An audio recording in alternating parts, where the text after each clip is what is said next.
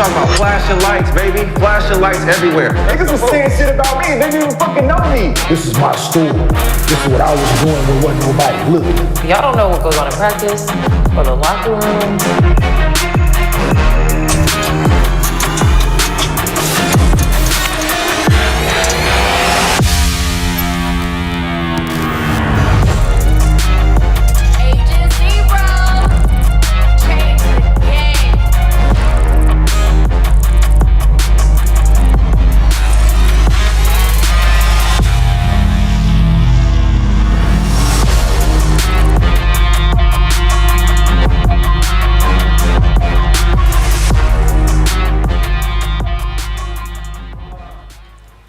Welcome back to Gils Arena, presented by Underdog Fantasy. Whoa, whoa!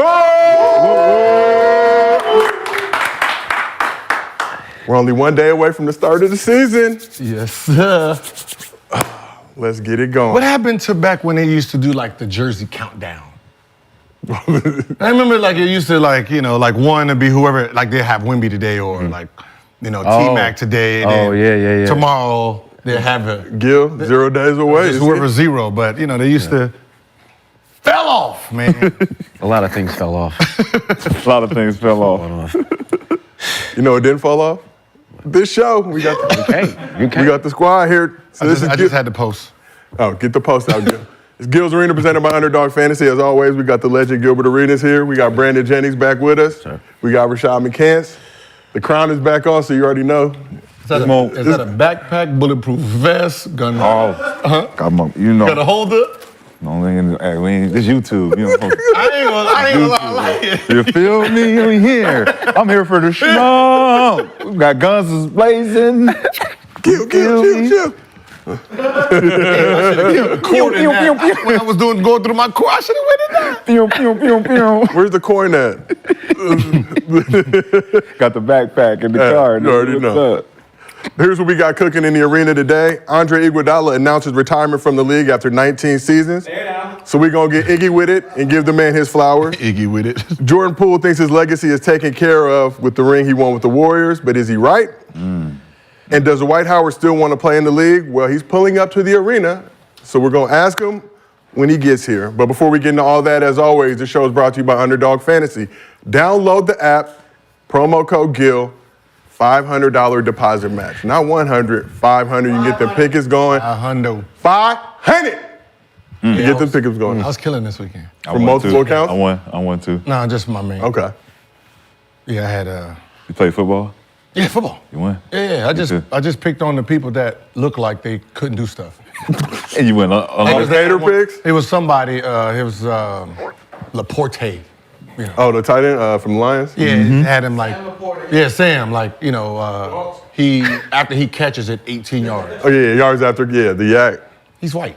No, I'm saying, like, he ain't running after he catch that ball, man. He gonna grab it and fall, man. I'm going under, man. Crazy. Look, you see his face. He looked scary in his photo. He's going to the ground. He for sure catching and dropping. He ain't trying to get no extra yards, man. He ain't I wasn't thinking about that. His skin too good, man. Skin too good. I wasn't thinking about that. Well, like we told you, this show is brought to you by Underdog Fantasy, and this week, Underdog is giving y'all a special pick'em for anybody who's used the GIL code. You get AD 0.5 points, Lakers tip-off, season opener against the Nuggets in Denver. He just got to score 1 point. Oh, we got music too? Look at us. So if AD scores over 1 point and you go higher, you already win. So you got one down, you still get that 5-piece, but appreciate you, the Underdog, for blessing us. As always, we do Mostly Fans at the end of the show. Drop a good question, and if you include your Underdog username, we will give you a $50 bonus into your Underdog account. If you send us a video, we will give you $100. All you got to do is send a video, include your Underdog username to mostlyfansgill@gmail.com, and we will put that video on the show. If we use it, you get 100. If you ask multiple questions in it, you get multiple $100. So, hey, quick question. All right, so you know how to have AD like 0.5? What is his regular scoring supposed to be for that game? I don't know. See, that's what I want. Because they might just, fall off and put him at like 20. But you would take the 20 over the 0.5? Yeah, because that 0.5 is like $5. Yeah, it's a $10 bet. Yeah. That's Nah, it. I want 20. I want 20 for as much as I can. Okay, that's fair. For sure. Hopefully Yeah, I'm Underdog just- not listening. They don't adjust the numbers. They need to. Y'all can keep the 0.5. And I want to see all of I don't ever really bet the Yeah. 0.5, Jones. I need the big wins. Like if the I big mean, wins. I only do it if I really need 20 extra. Like I'm trying to make a real good bet, so I just let me go ahead and just bank a bunch of these in. Yeah. And then bam. They had the LePicks for football this weekend, but it was a $5 cap. Let's get that to 10. 23 odds, 23 to 1 odds though. Not bad. Not bad. And look, if you can't watch the show live with us, which you should do because YouTube is where it's at, you can download audio versions of the podcast, Spotify, Apple, wherever you get your podcast from. All right, let's get this show underway. So Victor Wembanyama hasn't played a real NBA game yet, but has already given us some legendary moments. This was not photoshopped. So last week, the 7'4" Wemby hit Rockets forward Reggie Bullock with the nutbag and capped off his preseason with a solid performance against the Warriors, including this block on Andrew Wiggins. Like I said, the internet thought this had to be photoshopped. This is legit. I mean, he making him look like a little kid right here. For real? Why is Wiggins shooting that high? Exactly. Did he already hit it? Nah. Like he's shooting on the gun. That's the net. Man, you sure that ain't Photoshop? That's the wrong angle for it. That ain't no Photoshop. That's Right? That's a block. No, but wouldn't that be like when he be at his elbow? He be like the ball would be like somewhere around here on the path. Why is it that high up? Because he's seen that where nigga. he- Hey, he's on the way. Yeah, he's on the way. He on the way out here. Get it up. That bitch up It on look like one of Steph's, when he be doing his free throws and throwing it up. That looked like how that shot was. And he wouldn't have made that shit anyway. I mean, just from Don't be the look. hating on Wiggins, I'm saying, man. just from the look at Don't how. be hating on Wiggins, No, I mean, man. from the how he shot it. Like you're shooting like. Teardrop. Man, put that back up there, man. Can we get the Come on, photo, we please? shoot. Look how close. Look like. What you mean? Yeah, that's a good. I mean, That's a good shot, man. For real? That's like Look the at broom it. drill. When y'all do the broomstick, you got to get it over. What are you shooting at though? that's just ridiculous that you got to see that all year. Like all year, every time you shoot. Man, nah. For real. Like you got to yeah. change your shot now. Yes. Man, that look like a high art. That look like a high art though. Rashad, what'd you think about Wemby this preseason? Wembyana. Wembyana. We Wemby season. Wemby. It's Heat Nation and it's Wemby. No, go and say what you was gonna say. Wemby. Say what you said before. When? No, before the say what you said. It's Wemby. Nah. If he would have went to another team, I'm Wemby'd out. But I can't, because he went to Spurs. Okay. I'm not fucking with him with the Spurs. But I'm going to, like y'all got y'all individual teams, right? And then you got Dame, you got Steph, I got Wemby. So you're going with the Rook. I'm going with the Rook, 100,000%. What's wrong with the Spurs? Yeah, what's I wrong with just the I'm Spurs? not fucking with the Spurs, What man. happened? What's wrong with the Spurs, though? Fucking with the Spurs, B. Hey, why we all like this? What's so funny is everybody's like that, right? What? Like we just don't like a team for. Oh, yeah, just for no reason. I'm not fucking with the Spurs. Wild. Yeah. I just don't like that team. Yeah. But y'all know why. Y'all know why. But goddamn, I'm not gonna put that out there. No, you recanted that. I did, didn't I? Once that nigga move up top, then we might think about, you know what I'm saying, being the Spurs. So how would y'all get y'all shot off against Wemby?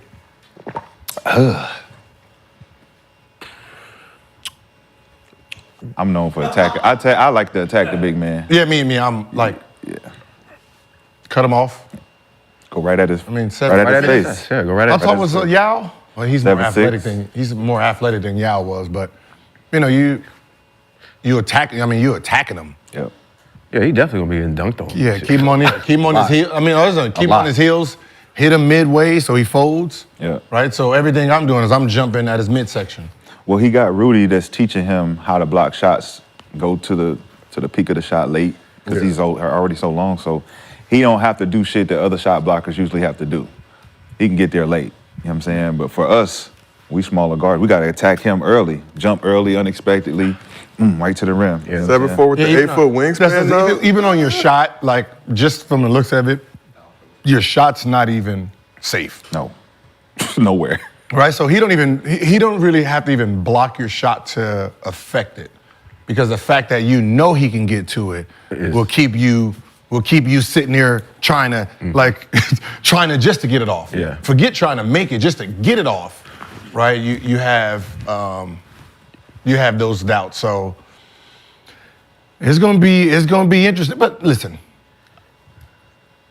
no smart shooter would do a pick and roll with him in it anyway. No.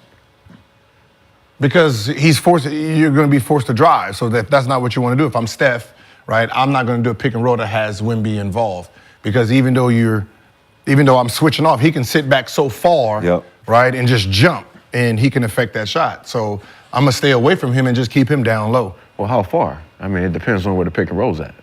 I mean, if you pick and roll about damn near half court, but if you're trying to do a pick and roll at the 3 and back him up, and no matter how much he backs up, and what you thinking? What you thinking? I'm just saying, it depends on what the guard is. If you're a guard that like to attack the rim, I'm going right by him and trying to dunk him. No, that's what I'm saying. Like, I'm talking about for like a shooter. If you're a shooting guard, you want somebody like John Morant. Come on. Yeah. So you're Come trying to on, mix fella. him. Mix Yeah, he gonna mix him. But even like with Steph, he still got to step back. But that step back, he's still going to step back. You got to shoot over that. You got to shoot over that. Step back, or I'm just going a quick one. You doing stuff that you even stuff like that. You sit here trying to like. But guys like Kai, Steph, they for sure can. But let's remember, DeAndre Jordan, Dwight Howard, when they used to be down there wasn't none of that.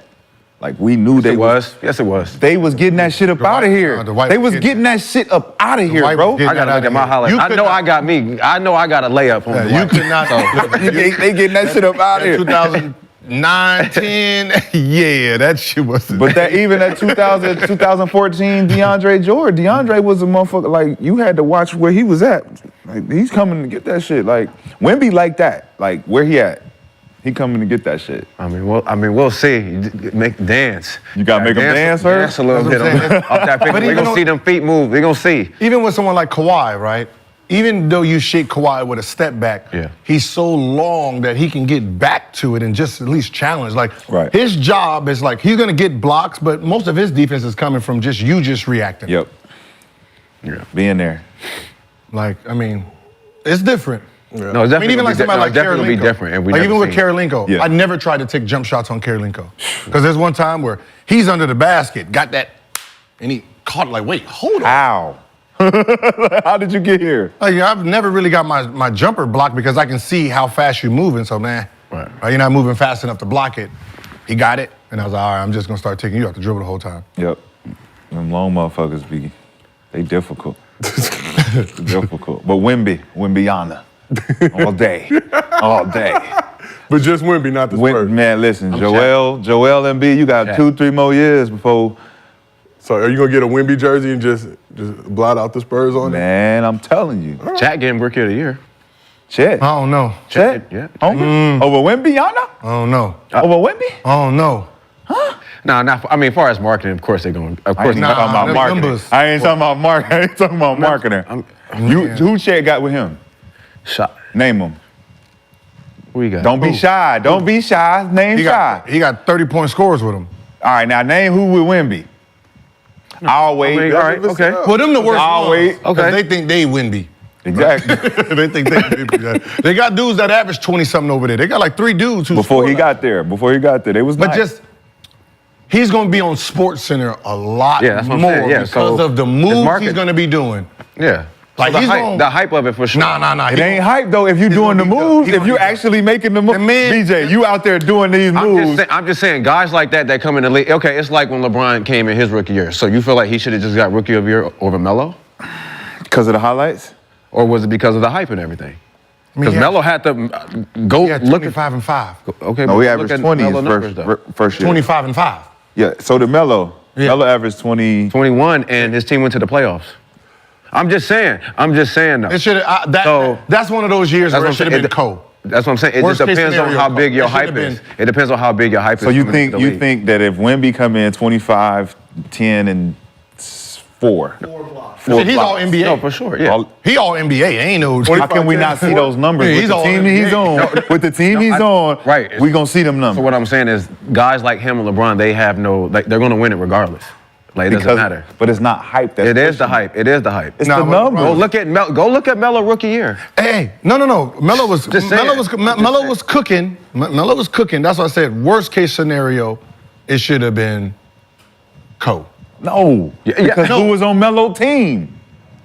Think about that. Marcus Camby, Kenyon, all them niggas was on that team. Nah, he wasn't there yet. When Melo came in, 05. he had like Von. Was it Von? It was Andre Miller, Marcus Camby, Nene, Ruben Patterson. Nah, it was they were solid. Better than LeBron's team? Not really. Huh? Ron and them had a rookie they had a squad. It was Darius Miles, Ricky Davis, Carlos Boozer. They was all young. No, they was all young. Darius Miles was young with the Clippers, not when he got. Yes, he was. That team was because I'm on film. I'm on the film right now. LeBron came in he was guarding me the whole game. He was a shooting guard. Yes. I didn't realize that. So he wasn't the point guard or the small Miles forward. was the 3. He was the shooting guard. He was 6'8" at that time. LeBron is never a point guard. No, he's played point. What I'm saying is he led, so Jeff McGinnis came, and Jeff became the point. Yep. Man, when on the fast break, D Miles, him, and Ricky Davis on the Yeah, different. That team was gone. But it wasn't a squad. It was just jealousy over Bron. They were jealous over Bron. They were jealous over LeBron. That's why they had no leader at that. They had no leader on that team. Because the leaders, they was all young. The vets were supposed to be the leader. They were jealous. D Miles did what? 3 years with the Clippers? 2 years. 3. 3 years? So it was his 4th year he was playing with Cleveland. That was his 4th year. Boozer's 2nd year. But but talent-wise, Cleveland's team was they better than Denver? Talent-wise. He did two with the Clippers. What's the Denver roster? But the Denver, it was, 04 Denver? 04 Melo leading scorer, Andre Miller, Nene, Vashawn Leonard, Marcus Camby, Earl Boykins. Vashawn Leonard was John Barry, Chris Anderson. As I said, it was more of a veteran solid team. It's kind of the same. I give them solid, you know what I'm saying? Like I would have gave it, without thinking, I would have just said, all right, Cole. Nobody gets mad. Right? I would have just did Cole, no one gets mad, and that would have been so you saying that if Chet played the way he needed to play, it should be Cole if they go head to head. If they win it and he averaging over 20. And Wemby's just going. But I'm just saying it's going to get overlooked. So it's going to just. It don't matter. This is going to be the best battle. Like if I'm the league, I'm pushing both guys. Like this is my for my future. This is my Larry versus Magic. Yep. Right. This is like not the names themselves, but that's this. I got 2 big guys who do the same thing, who's coming in and who has this big expectation. So I would try to be highlighting both of them to bring, so when they do clash, all eyes is on it. Yeah, because that preseason game was amazing with them. It was, bro. So that's why I'm just like, well, I mean, what's the difference? Yeah, the difference is we got to stop talking about LeBron and them. Get the LeBron out of your mouth. Stop it. It's Wemby time. So let's talk about Wemby, Gil. You mentioned it's Wemby time. Nah, it's not Wemby. No. LeBron got 2 more years. LeBron, he got one. He got 82 games. Listen, LeBron should play 23 years and do a farewell. Why? On 23. Take over the number 23. Everything 23. 23 years, I'm number 23, and take over the number 23. LeBron. Nah, these next 2 years is all about Bron, Steph, KD. Excuse me? I'm telling you. It's Wemby time. Well, it's Wemby time. Because our favorite players the guys' favorite players are going to retire. And that's why if I'm the league, I need to start, because I know LeBron. No, they just need to wait. No, LeBron, KD, they're all in that 3 to 4, 5. 2 more years. So I need to start promoting the new guys. I need to start building my rivalries now. Yes. I need to start building my rivalries now moving forward. Yes, bro. All the young, Zion, they need a new Brandon. Start building Wemby at the front. Well, be healthy then, so we can do it. Yeah, I need to start building. LeBron should just be a Stop hater. sitting out games and so we can get these things cracking. If not, then sit in here and wait for the next 2 years. LeBron should just be a hater and wait till KD and Steph want to retire, and then that's when he has the. LeBron should retire. I'm taking y'all farewell tours too. 23 years. Take over the number 23. He's trying to wait for Bronny and maybe Bryce, according to that Beats by Dre commercial. So we're gonna talk about that tomorrow. He ain't gonna have no chance or no choice after this because Wembyana is here. Okay, hold on. Wembyana is here. Did y'all see what I see? This is boy doing shit that we create players on 2K with. No one, I think because he's been so good for so long, I don't think no one in real time is realizing what LeBron is actually doing. No one's paying attention, right? Like, let's just say his age, right? He's 38. Now, when you compare him to other 38-year-olds that play this game, right? They look exactly like 38. 7 points, 2, playing 4-5 minutes. And we're like, oh, look at her. We get the chip, it's like, you know how you start your career, right? Yep. You come in the game, everybody cheering you. That's how they do, like, when KG and them. when they come in the game and they ain't really got nothing left and like, oh yeah, woo, woo, woo. That's not here. They chanted for you in the fourth quarter. Hey, Paul Pierce. Put him in the game. Put him in the game. 40 seconds left. Put him in the game. Come on, man. Come on. Y'all messing up my totality of what I averaged for my career. Hell no. Mm-hmm. You know what I mean? So we don't even. What year is that going to be? It won't be a year. But that's what I'm saying. If we really say, all right, let him play until he looks like that. What are you talking about? 10 more 44? 45? Yeah, for sure. Yeah. Right? That's why I say just hang it up now, man. Let Wemby do his thing now. That was at 44, 45. The man averaged 30 last year. And he's smart enough to know, like, he can literally average 35 this year. Like, it's 30 last year. He can do it. Look at his speed. He is still top 5, still fastest dude in the NBA. That's what I said. No one's, at this point, like. How old was Mike when he retired?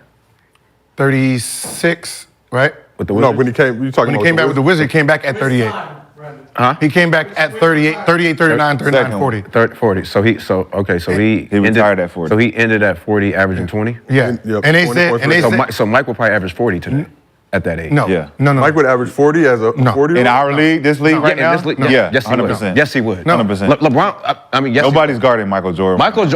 If he's averaging 20 back then, imagine what he would do today. No. At 40. He was good, but did you see how he played then? I'm gonna get in the post, I'm gonna do this, right? He wasn't daring it like LeBron. I mean, that's all he ever did. Their bodies was. No, 100%. But he's just saying at least about getting buckets. Like Jordan to get buckets, because it's easier to get buckets now. He wouldn't do it like LeBron. No, what I'm saying is the reason Jordan wouldn't average 40 because Jordan's body wouldn't have let him average 40. It would be he was sitting on the line to these kids today. But think about it. LeBron at 38, right? He's still running like he's 20. Michael Jordan was like, they were tearing tar out of his knee every game. He had to get drained every game. Like they saying they're taking black. It looked black. It wasn't blood. It was I know what you're black. saying. So his body physically wouldn't have lasted. But even though he's not getting buckets like LeBron, like you're saying, LeBron getting them buckets because half-court LeBron is not getting buckets like half-court Jordan. Half-court Jordan getting buckets every time down. But he wouldn't have been able to average just because of his body. Now, if you tell me that 98 Jordan, the 98 Jordan was moving, and you give him that at 38, fuck yeah. But 38 Jordan and 39 Jordan, No, I'm not. It was. That's okay. So how many games did he play? It was dirt. You know how he played 70. How many games Mike played? 40 He played 82. Yep. The last year. 82. So last season. 82. Second to last season was he's averaging 30. He's averaging 30. He's averaging 30. He's averaging 30. He played 82 or 40. Think about what he has to do to 67 average starts. Nothing. Just sit in the post and keep jumping. They're gonna keep jumping. They're gonna keep jumping. Sit on the line. Yeah. Fade away. In this era. What'd he say to Kenyon? This a back brace? No, it's gonna be a long day for you. Back brace. Say back brace. This is gonna be a long day for you. Michael Jordan? Yeah. Michael Jordan ain't got to run in no air, man. Defensively, what I'm saying is defensively he's running. But I'm saying we hiding him. We hiding him. We can hide him. We can hide Mike. We can hide Mike. You hide him, not in this decade. Yes, you can. Yes, you can. Yes, you hiding Steph. You're hiding Luka. You're hiding Kyrie. No. You're hiding KD. Everybody being hidden. What I'm saying is in that early 2000, the point guard, he can just sit on the point guard because it's Andre Miller. Right. It's those guys, right? So he didn't have to run around with Allen Iverson at that age, right? So you had a point guard who didn't score in that era, right? Like, so like if he was guarding AI, he wouldn't guard AI, he'd guard Eric Snow. But right now, They don't have that in the era. In this era, both guards are the scorers now. No, not on every team. It don't matter. You still got to come down and guard me, which you probably won't be out here long. Yeah, for real. You ain't going to be out here long. With Mike. His knees. If Mike played 82 games, that means he's going to average 30. Them knees was good. The man, knees was good. traded Rip Hamilton because Rip Hamilton talked about his knees. I mean, well, you shouldn't have been talking. You shouldn't have been talking. I'm Mike. See, I'm Mike. Rip ain't mentioned them knees no more. He ain't mentioned them knees after that. Don't mention my knees. Don't mention my knees. Michael Jordan. But that's what I'm saying. You need Michael Jeffrey. Now, how sensitive do you got to be about your knees for you to trade a whole human? like that. Like, oh, You mention my knees again, don't you like, mention? You sitting there rubbing it like, yeah, my knees is hurting. Let me go ahead and get you the hell out. Get the fuck out of here. When we came here today, I had no idea we'd be talking about Michael Jordan's knees. Yeah, man. But here we are. Yeah, because we talking about Wemby 30. I didn't know Mike played 82 his last season, bro. ADHD over That's here, crazy. man. No, I love it. That's the best crazy. part. Let's go back to Wemby real quick. And I just want to pull up that video of him nutmegging Reggie Bullock for a sec, if we got it. Oh. Give me that. That's Give me steal. those. That's called a steal. Then a highlight. Uh-oh. And then a foul right here. He should have Euro right there, dunk. Dunk, yeah. Don't pass. Euro dunk with the right. Boom. Come on, man. Who's doing that? So here's my question. That's a foul. I mean, you can't be a young dude like that out here embarrassing vets. So. Get off me. That's a foul, ref. Stop it. Should Wemby be mindful about not trying to embarrass dudes this season with the potential repercussions? What repercussions? He's light. He took that hit like a champ. Didn't he? He took that. You got to give Pop his credit.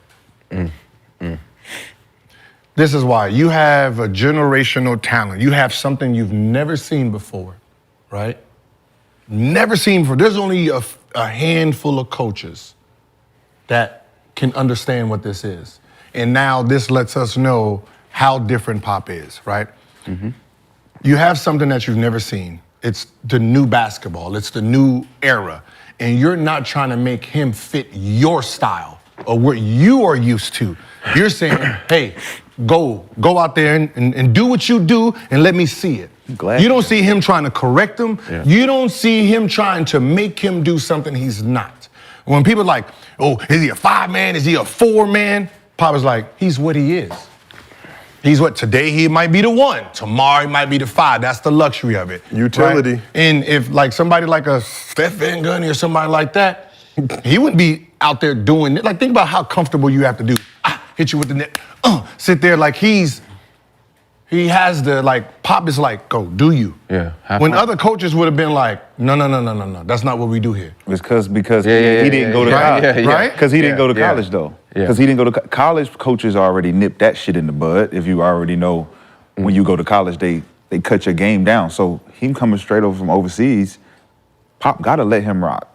Because he ain't seen structure like this. Same way with Scott Skiles. Love you, Skiles. He got to let you rock. I would have went to college, I would have. You'd have came in there. You'd have came in I would structured. have still been in there like Ice Cube. Arizona would have let you. That's just style. Little Rock. I mean, Luke Stoudemire. No, Luke Olsen left. Oh, he left. Luke Who was it? You'd have been there 1 year. You'd have been 1 year gone. Kevin O'Neal. Ooh, that would have been different. But he would have been 1 year gone. But like that would have been different. We know like coaches can break the wild, right? He's looking at wild and saying, just do it. Yeah. Now you don't like just sitting Pop on the bench and he's not even. He's just enjoying it. He's just enjoying it. Like, all right, this is what. Ooh, okay, all right, this is different, right? But that's what makes like all you coaches out there when y'all have talent, understand that for a talent to blossom, you have to let it try everything that it has in it. Once you cut off the creativity here. Yeah.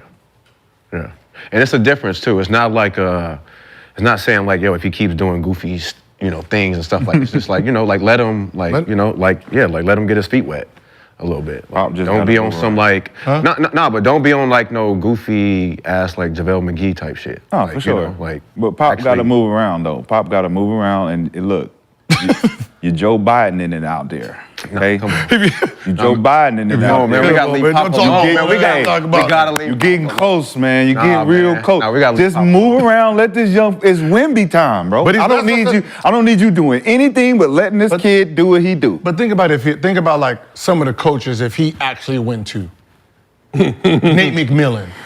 But they all out now. No, but I'm just saying. All like, the coaches now are younger. Like think about some of the coaches that he could have. That could have ruined him. You just took away all creativity. Bro, you know, Adam Silver wasn't letting that ride. Yeah. So the potential teams that he could have went to 1, 2, 3 was what? Second was the Houston team. Hornets. No, Hornets and then Portland. Right. So one of those two. So he's not gonna go to the fucking Hornets. He's about to say definitely don't want to go to Charlotte. Definitely not. But Chauncey will let him rock and mold him.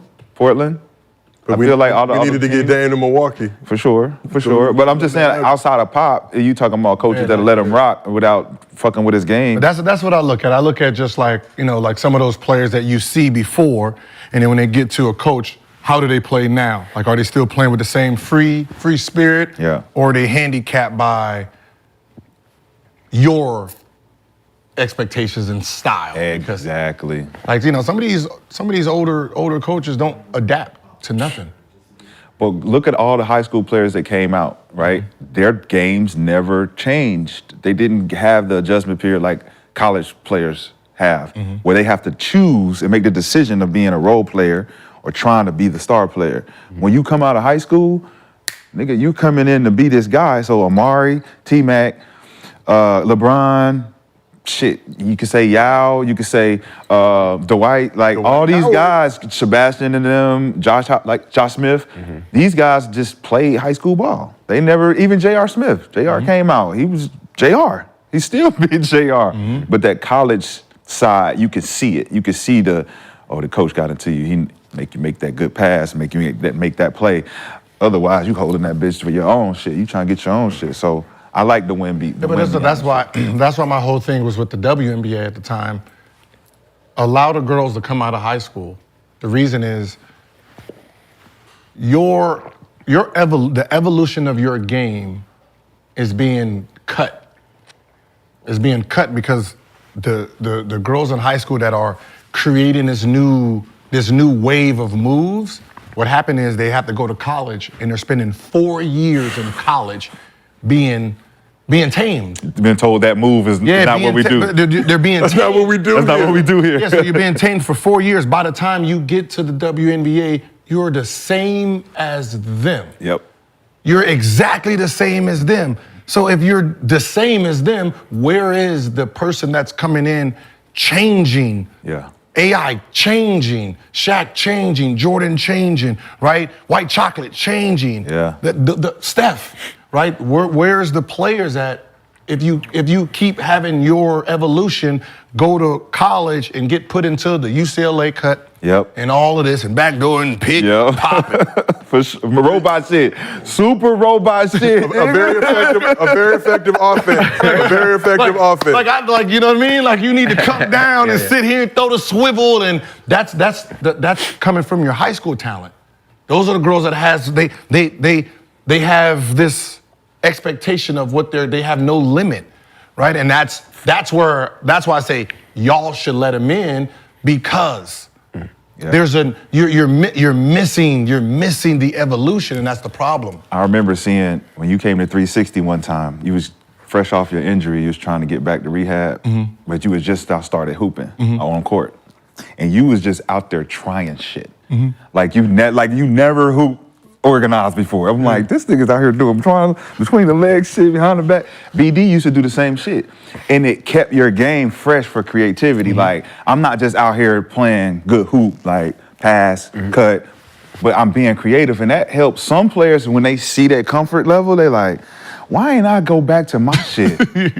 Why did I leave my shit at home? And it's like, you got so much shit in your own bag, but you playing organized basketball.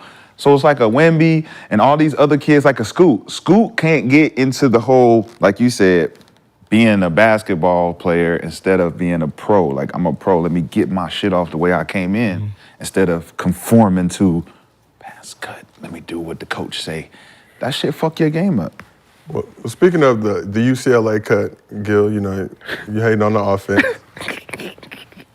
Hating on the oldies but goodies. No, I'm just saying, like, you know, when you're running that cut, like when you're running that offense, like at least know the history of it. Like it was created to use the shot clock because there was no shot clock. So instead of everyone doing like 4 or 5 out and keep away, that was the UCLA cut. We're gonna pass, we're gonna keep moving. Then when the defense eventually gets tired after 7 fucking minutes, we gonna get a layup. we get an easy layup. Yeah, for sure. That was the whole offense. That was really the offense. So the fact that you're using an offense today when it was designed for this is kind of like, eh. Yeah. So let's talk about the college game a little bit in youth basketball. So UCLA head coach Mick Cronin went the international route this season. Of the Bruins' 8 new players, 7 recruits plus 1 transfer, 5 are from overseas.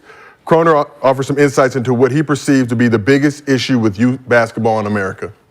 The biggest problem in our country when it comes to basketball is that basketball is tied to scholastics,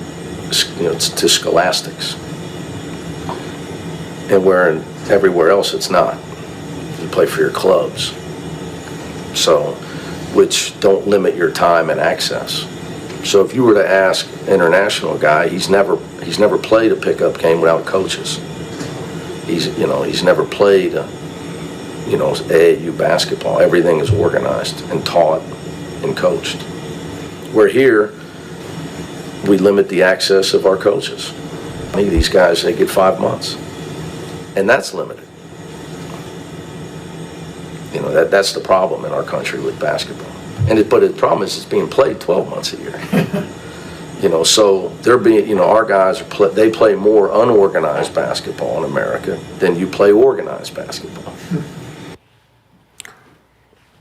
So thoughts on Mick Cronin's comments on youth basketball? What is scholastics?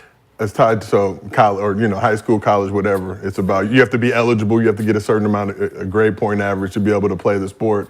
Versus overseas, you get in the academies, you get in the club circuit, you on the squad. Why didn't he just say that? There's a lot to say if he'd have said it that. He said it. That's a Okay, lot. how about this? Like, I understand what he's trying to say, but obviously he coaches for UCLA, which makes him not very. Says a lot. What I mean. Says a lot. Okay, first of all, No, UCLA says a lot. Says a lot. Says a lot. Says a They lot. ain't never recruit me, so sports, You off? You off? sorry. sports in We America. already talked about that. You'd have been running that BS, burned 30 seconds off the clock. Go ahead, Gil. No transition. Sports in America is ran by money. Right? It's money that is running AAU. Money, teams after teams. Like it's a money grab, right? If it wasn't for this money grab, he wouldn't even have a job. Hey. Because there wouldn't be him. There's no college. Overseas don't have college, right? It's pro, right? So there's no high school. It's you come into a club league, which is a pro league. So he wouldn't even be talking because he wouldn't even be a part of this. He would have to try to find out how to get a club team or be a pro team. And that's really the problem with sports in America. It's money driven, so everybody's trying to figure out how to get as much money out of the kids, out of their talent, at every stage. Middle school, high school, college. Mm-hmm. And that's really what the actual problem is. The factor of hours, right? That's on you, coach. AAU, you can. Why can't you coach your players for 12 hours a day, 6 hours a day? Right. Because if you're charging, who do they charge for $100 a month, $200 a month? For AAU? Yeah. I feel like that bread is. Yeah, Shit, they charging $20 to park at these joints. Like, I mean, I'm not even talking about the tournament. I'm just saying. I'm talking about just the just for that program. Yeah. Right. You're for paying $200 for the month. Like 600. It's like 600 for the month. Damn. 600 for the month. Right. For the one player. Why would I want to practice you 6-7 hours when I can just do the 1 hour with you twice a week, once a week, right, and get the same $600, right? Like it's the job. It's the hours versus the income, right? If you really are dedicated about this shit, right? No matter what the number is, you're going to dedicate it to your program where I'm going to be training these kids 6-7 hours a day after school because obviously we have school. Yeah. But That's the scholastic part of it, though, and that's what he's basically saying. Like, Yeah. you go to academy or you do some of the club stuff overseas, your school is basketball. Yes, yes.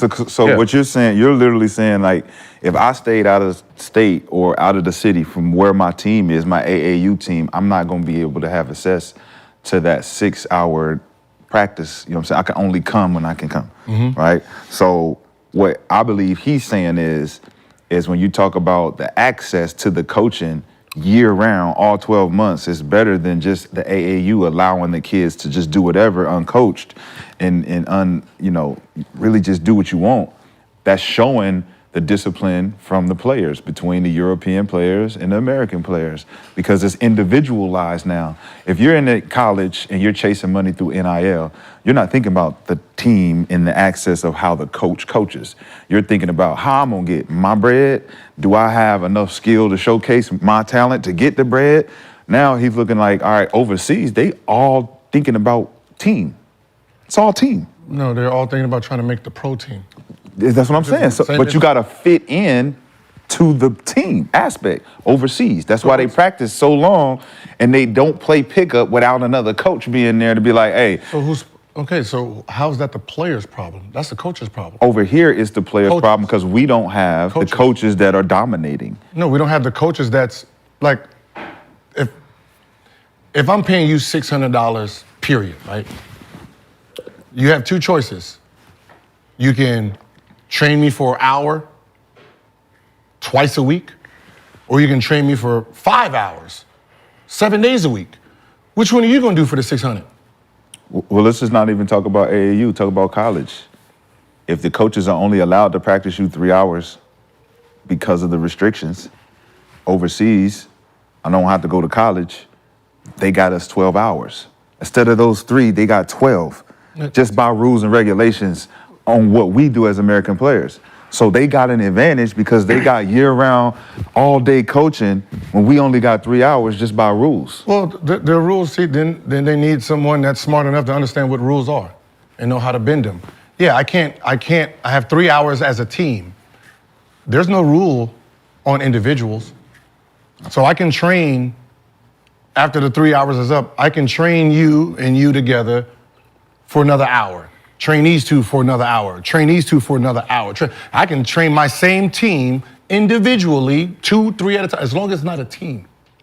And it's like 4 players at a time. Yes. It can't be more than 4 players. There's a like that, like if you are wanting to be a coach and you really about that shit, then stop using that excuse because they're not using it. Kobe Bryant, right? His Mamba team, they trained 7 days a week for 3 hours. Every single day. If you miss one practice, you're not starting. It wasn't, obviously, it's not about money for him. It's about training. Yeah. Right? It's not about money. It's training. I'm trying to get these girls better. Yeah. Right? We are handicapped because, one, we're privileged here, so we're not that good. Right. We're not that good. So we have to really build our talent up. So he made the girls practice every single day, 3 to 4 hours a day. Now, if you're a program out here, there's some programs that they don't even practice. I just call you on game day. Right. Right? That's our problem. It's money oriented. Well, that's what I'm saying, because if Kobe's the coach, right? Mm-hmm. And he's the leading trainer of the program, then there's no drop off. Mm-hmm. So what we've done in America is we've put all the onus on the trainers. And then you get the player, the coach gets the player after the trainer, and we're expecting this player to be coachable. I haven't touched him yet. He don't know what I want. He don't know we don't know nothing. That's what he's saying. He's like, I only get him for 5 months? So it's like out of those 5 months. I didn't know his job stops after 5 months. Right. So what do y'all think is huh? So what do y'all think is hurting basketball? Is it high school? Is it college? Is it AAU? Like, what do you think is hurting us in America? Because whatever's hurting us, I think we should just take it out then. Scholastics. Or address it. No, I think take it out. If college basketball is hurting, then take it out. I think school should just be for school, and we should start basketball academies out here. Then. So let me ask a question for all three of y'all, though. Let's just do that. So you ain't got to play for your high school coach. But that's what I'm saying. America just ran about money, so it's trying to figure out how we can get the most money out of everybody, right? If we take out school, for the athlete, think about how much money They're losing school. Everyone's losing. Yeah, schools. Oh, I mean, everybody don't do sports. Enrollment. I mean, everybody can't play basketball. I mean, that stuff overseas, you got to be good. Yeah, Like Ricky Rubio was. Ricky Rubio was. You know. Now think about it. When you go to the clubs, right? Think about clubs, right? Yeah. The celebrities, the people with the money, don't pay. Right. It's everybody else. Right. AAU basketball, the elite, The good kids don't. they paid you. So for me to pay you, who I got to get the money from? Them. On the outside. Same with So I college.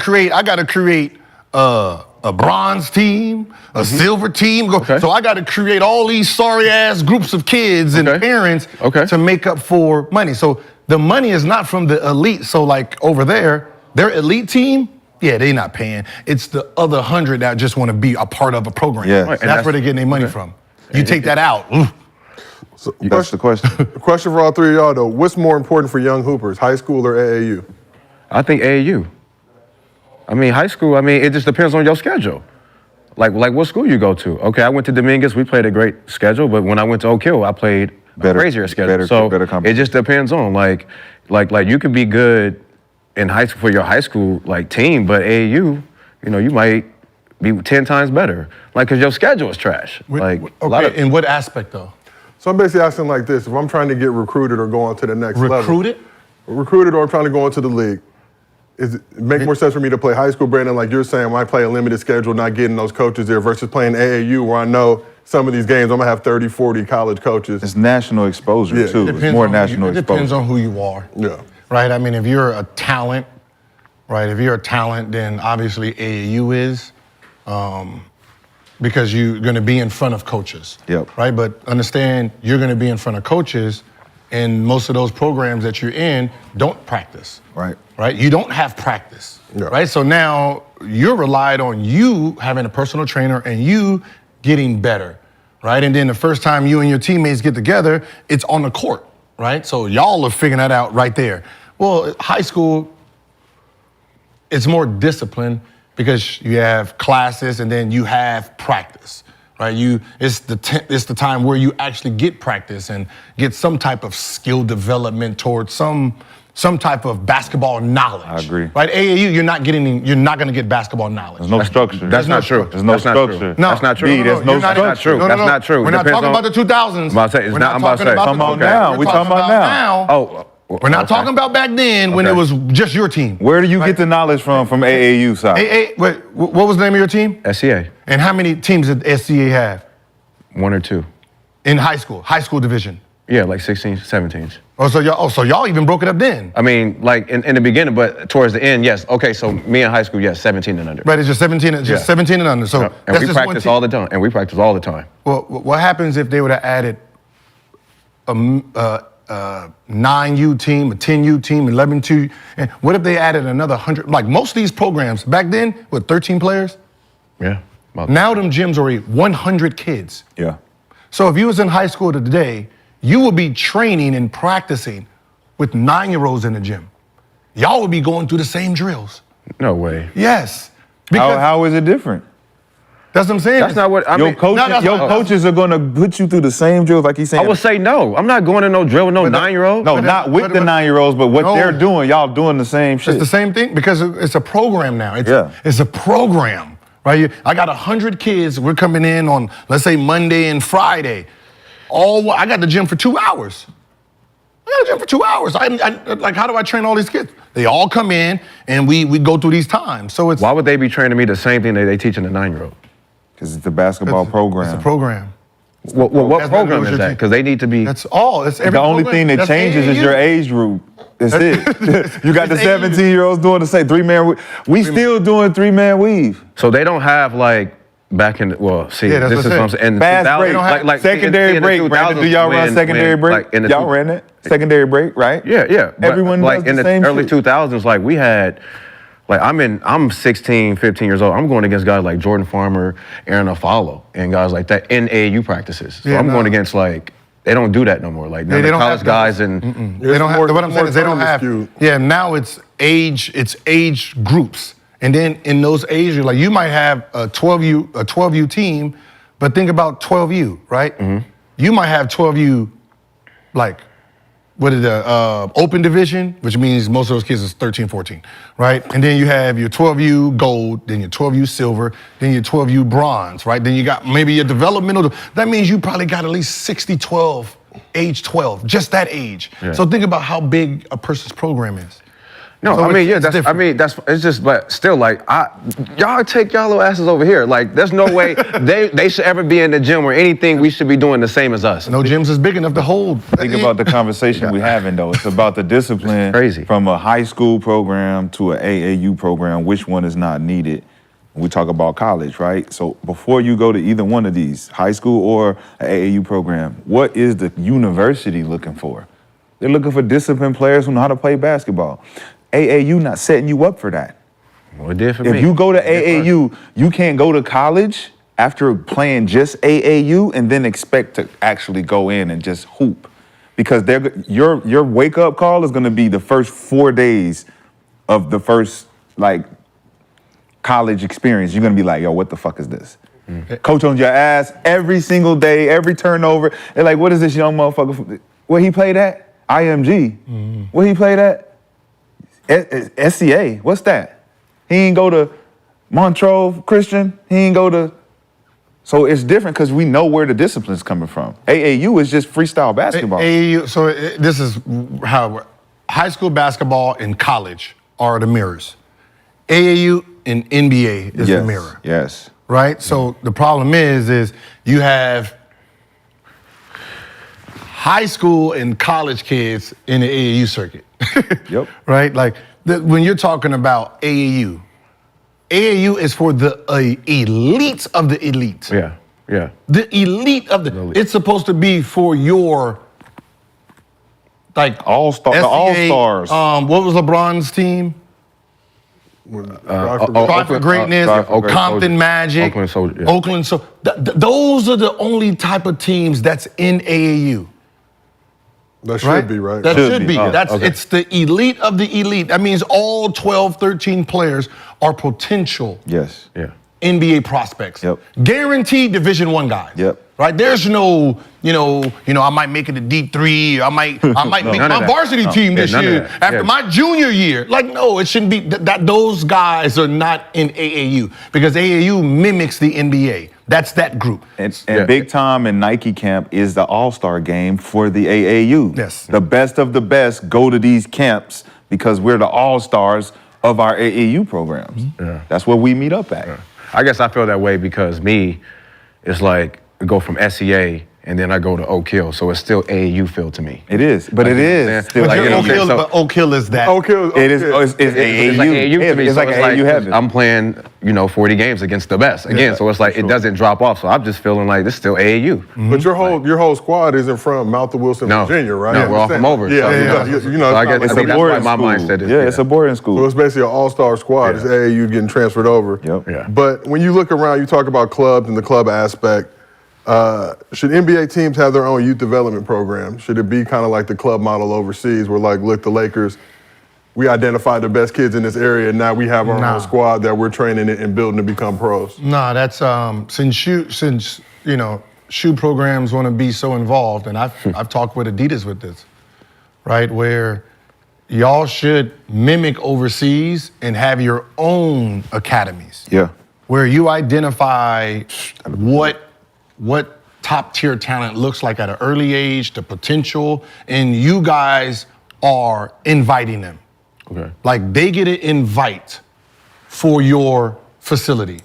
There's no politics involved, no names, no money. You can't buy your way into none of this shit. It's earned. Right? It's your talent. That's cool. Right? So if I have the facility that's just IMG, right? Yep. And I'm Nike, I'm Adidas. I can pick the players I want. You get invited here. You get free board, free education, free everything. Yep. And I'm training you to be. So now I already have the pipeline. These are my Adidas kids. So when they make it, this is same thing with Nike, same with Under Armour, right? Yeah. Mm-hmm. You have to identify with the talent first. Yep. Right? If you want the change, right? It's not, I can't, my kid, he has to be able to make that team. Yeah. Right? Y'all have the tryouts, he makes it. But for you to get in the tryouts, you have to be invited. So it's a privilege. Yes. It's a privilege. Just like Nike can. Yeah, it's a privilege. It's not low. Yeah, you know, your daddy played for Adidas, so you We don't care. and you averaging 5 points. No, none of that shit works. Your name, this ain't no name thing. Yeah. And I've talked to my Adidas rep and said, that's the evolution. Yes. The evolution is when you shoe companies need to start creating your own hub and your own system where the Scoot Hendersons and all of those, you can identify with them and you're pulling them in. You have those kids from 11, 12, 15, whatever. You have them and you're just really, you're giving them the free education. You're giving them all that. So money, like now it makes a parent really want to, like high school, I really want my kid to be there for the free education. It takes a lot of pressure off of me. Yeah. Fuck. Yeah, and parent go home. And the parent go home. It takes, Damn, and go it takes home. away the paying. I ain't paying you. What I need to pay you for when I'm giving you something. You want your son to be put in this fast track machine? I'll say, now you saving money on your bills. He's being fed and treated and he's becoming a pro. I don't need to pay your bills and do all that. None of that. Yeah. It takes all that money and paying and NIL, fuck all that. Yeah, no, right? If you care about the kid, Yeah, but what happens if that kid doesn't pan out? they just don't pan out. He got a free he got a free high school education. I talk about this in my book. The same exact model he talking about right now. Sports education programs outside of the colleges. But the one thing that I didn't touch on was the sponsors, who the sponsors would be. So imagine Adidas being the main sponsor of a sports education program that literally take you to this hub, this facility, train you just like OTE. OTE without a sponsor. That's all it is. Now you put Nike or Under Armour. Now what happens is you bringing in your product. This is your product. This Wemby is attached to Adidas. He comes into the NBA as the #1 pick. They picked him from your batch. Like, oh, we got Adidas guys. Look at these Adidas guys. Look at these Nike. But it's over time, more structure and more discipline in the talent you choose. Yeah. Because all the kids at overtime are not NBA players. They're not even prospects. Okay. Right, for the most part. Some of those guys, you're like, why is this guy? Like you know, I know they're just trying to start their league up, so they're trying to pull as many kids that want to come there. But for the most part, as a parent, you bringing me your kid, fuck off. I'll come to you. Yeah, because we need your kid. You can't bring me your kid. That's not how this works. And they got education. You can't bring me your kid. I'll give you like USA Basketball, I'll give you an invite. Yeah. And then y'all come and we're gonna try out and we're gonna see what's discipline. That's how this works. It's not you come in and you drop your kid off and how much money I get. The babysitting shit. But they got education programs at OTE too. They don't talk about that. No, like but they cover the whole basis. No, they do everything. They just don't have a selective program where they're selecting. Right. Should it be more geared when you talk about these type of programs? I think that's the issue with college, right? You take a bunch of general education classes and shit that's not going to really benefit you long term, where people don't have financial literacy classes and that type of stuff. They don't know how to balance a checkbook or account for their bread or do all the simple shit that these high-level professional athletes really need to learn. Like, you're not going to learn shit in an earth space science class or whatever it is on college campus. Versus now, if you can go to a situation like this and get that side of it as well. Yeah, I mean, you're training them to be professionals early, right? A professional ain't being trained to be a professional until he's a professional now, right? I don't know nothing. I mean, come on, think about it. You know, you go into the NBA. What do you know about the NBA? What do you know about money? What do you know about anything? Nothing. You're learning it as you go. Yeah. Right. The only people who have an advantage in the NBA is usually white players and kids of NBA players. Yep. But think about right. You know, Steph will have an advantage. Steph, Clay, they will have an advantage over the norm because their parents already been through it. They've already grew up in that type of environment, so they don't really want for nothing but their greatness. Think about, you got medical school, law school, business school. We don't got a school of sports.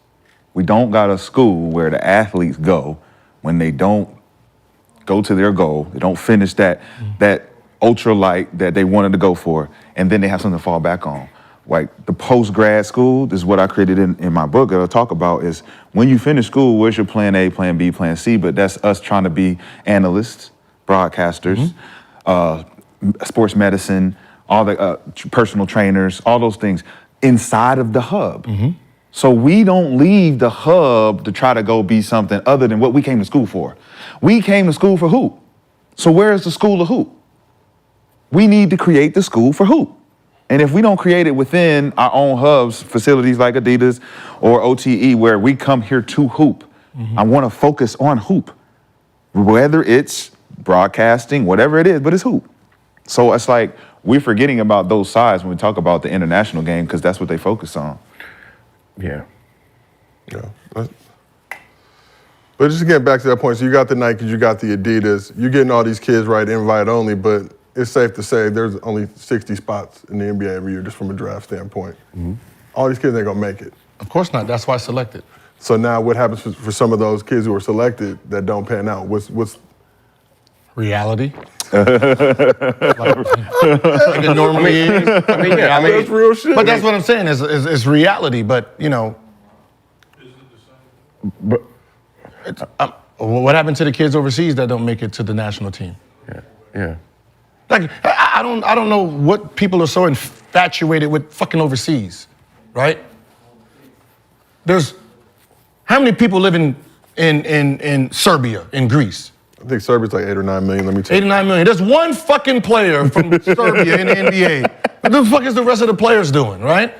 They're doing something else, right? They're trying Greece to make got 11 mil. I mean, They're in the army, man. They're trying They're in to the pretend army. that like these overseas guys are just coming in and there's hundreds and hundreds, and we need to mimic that. There's one person in the country here, Greece. Greece. There's just Giannis. The other two, they're just luggage. Yeah. They're fucking luggage. Come on, you're my brothers. They gotta bring you along. Other than that, they would be playing in Greece. Nobody even know about them. Real shit. Right, let's stop pretending that they're like there's a bunch of hundreds and hundreds of like Spain probably has the best of the best, and most of them are coming. There are other players that they're paying to come and play for their team, but Spain probably has majority of the talent, or now Canada. Right, but what is the rest of them doing? But I don't understand. They're playing in the league over there, making money and working, whatever. I understand what's pissing you off because it's like the players that we are talking about, they're so well oiled that we think that all the other players over there are like that. So we're giving a lot of credit to the Giannis, the Jokers, and the Lucas. Yeah. We're looking at them like there's a whole bunch of them over there. No, we're not. No, we're not saying that. Because We're not saying why? that. But look, How they present it. But look, But that's but it's the that's feel. the perception. No, it's not. It's a feel of it because it's like, damn, they that good. How they get that good? And they over there, they got to be more of them over there. It's like, but they just love the game a little bit differently than what we do over here. So we think that the international. No, game, they're just kicking our ass right now. No, that's they're just not, what it is. man. They've been running the league for the last couple years. That's just what it is. That's why There's one Greece dude with 14 American backings. Like, why are we? There's Giannis, then there's 14 Americans helping. Huh? Are you forgetting about that? And I'm from Greece, and y'all needed me to come over here and give y'all. No. You need us to help you. Help what? Y'all, I play basketball. You get to play your style because we're adapting to you and your talent. Because that's how good I am. Because that's how good I am. Or that's how good we are. No, obviously no, because y'all wasn't winning nothing before I got here. Hold on, but you have a skill. You have a skill that we see that we're saying, okay, he can lead us. So we're going to downgrade what we do to help you win. Stop trying to make it seem like there's a bunch of Giannis's on a team and it's all Euros. Wait, downgrade what? Like, yeah, but if Giannis not there, who's the star? Right, who's winning? The Milwaukee. Who's the star? Of who? The Bucks. If we put who? If Giannis is not there. If we put LeBron. No. I'm just saying, no. Don't put nobody. He said just take Giannis off that team. Who is the star of the team? If we take the other 14 Americans off the team. No. 13. Just the one. Take the team 15. But the Nasty's on the roster. Is Drew Holiday without Dame there? Would Drew Holiday be the star of the team if there was no Giannis? They would be drafting someone else. What I'm saying is y'all trying to act like it's how you say it. You're making it seem like the team is a full of Euros running the league. No, but it is Euros running the league right now. I mean, every year it's an MVP, it's a finals. It's like the last time we had thank you, Steph, thank LeBron, but after that, then what? So yeah, they are running the league. They are running the league. The same three big men are winning MVPs. I mean, and going to the finals. I mean, what? The same three big men. But you better off just saying the Euro big man is running the league. Luka's running the league too. With who? Well, whoever wants that smoke. Whoever wants that smoke. I'm with Luka. Like whoever I'm with wants that Luka. smoke. What is he doing? I'm with Luka. Whoever wants the smoke. Scoring. Whoever wants Kyrie, come be number whoever two. wants the smoke. Kyrie, come be number What two. is he doing? What is he doing? It's not about, You're trying to argue for a dude who can even beat Dinwiddie one-on-one the whole season. Because it's a team game. We don't play one-on-one. Fellas, we don't play one-on-one. We could do this for a while, but we got a special guest pulling up to the arena, making his first appearance. He early, Gil.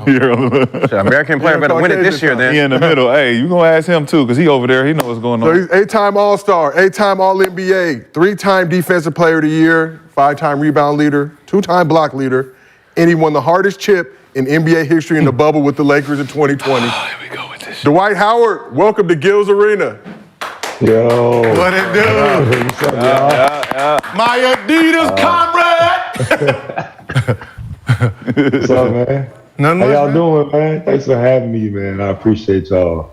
No problem. No doubt. So Dwight, let's get right into this. Do you still want to play in the league? And if so, what can you bring to a team right now? I do still want to play in the league, and I think I can provide a team with defensive presence, leadership, intelligence on the defensive end, also helping the younger guys and developing and guiding them into the right direction. So I believe I can, really help a team win, rebound, do all the stuff that, which has made me an awesome player. I would love to do those for a team. What do you think is the reason, like right now, that teams aren't bringing in like vets to help the next generation? I think that there's been so much that has happened. In my situation, I know I've done some things that have kind of, been a little with probably a GM and a team. Like, I don't know if we want to get Dwight. He's had trouble here and there sometimes. So I believe that teams do need vets in certain situations. But I can understand why teams may feel like they shouldn't go down with having a lot of vets anymore. Is it public perception when it comes down to reputation, resume, how people look at you from the social media side? Because XYZ put a blog out here, they're saying this, they're saying that. I mean, I know a lot about you as a player, you as a person, and I went through a lot of like scrutiny as far as off the court shit. So are you feeling that edge of the perception sword when you trying to get back in the league and have certain conversations? They're not really giving you real answers, they're giving you the runaround, and it's like I do. They don't really give you the real answers about what's really going on. Yeah, I've been trying to figure out why, for real. Like, what have I done? I still should be playing. I feel like I can help a lot of teams, So when you don't have these opportunities to play and stuff like that, I've just been really training and sitting down trying to figure out, what did I do? I'll just be questioning so much. And then I'll just be thinking, well, is it I'm just 37 years old? Is it because I'm older? But I'm like, nah, it can't be that. But it's been tough, man, for real. It's been like a mental warfare, what I'm saying? Because it's like I know I could play, and I know a team doesn't need me to be the Dwight Howard of old, and all that stuff. But just to have that opportunity, I'm seeing so many guys get opportunities, and it's like, man, I know I could get out there and really help certain teams get over the hump in certain areas. So Dwight, as you look around the league, which teams do you think could use your services the most? Well, Golden State, I think it'll be a great team. With me being a dynamic roller on the offensive end, playing with somebody like Chris Paul, Steph Curry, the great passes that they have on the team, and then on the defensive end, when they're playing against the bigger guys and stuff like that, just being able to be a body, be a presence in the paint on the defensive end. Might not be able to jump as high as I did when I was 25, but You know, I still understand the game. The defense that I played wasn't just about my athleticism and jumping up and down. It was my intelligence. And over the years, I picked up, just more tricks on the trade. So I feel like that's a great team. And then Memphis with the openings that they have, being able to mentor somebody like Jared Jackson, him being a defensive presence on their team, blocking shots and stuff like that. And also you have D Rose down there, so you got two guys that have been in the spotlight, know what it takes to win, being able to lead a young team. Who's like Bucks, right? Mm-hmm. Bucks in the playoffs, right? Like when you talk about being the backup, Bucks, Suns, and Boston, mm-hmm. right? Having someone that can come out and if it decides the game goes physical, you have someone that can actually present that. Philly too. Him and Embiid. Yeah, but Philly probably won't be there. Philly ain't gonna make it. Yeah, Philly ain't gonna make it. To the playoffs? How about those three teams? Suns, Bucks, Boston. I do like those teams. I mean, for real, for me, any team where I could just get out there and just show that I still belong, I'm not trying to do nothing crazy. I just want to play, in my career on the right note. And I love playing in Taiwan. I thought it was great playing overseas and stuff like that.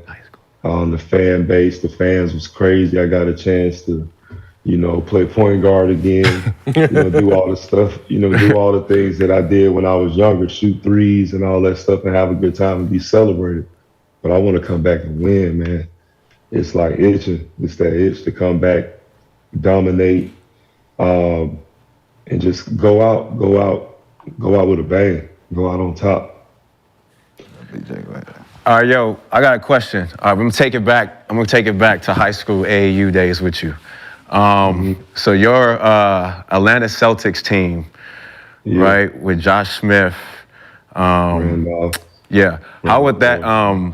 Do you think that team had enough talent to beat Greg Oden's Indy Speech team with Mike Conley, Deron Cook, and Eric Gordon? No doubt.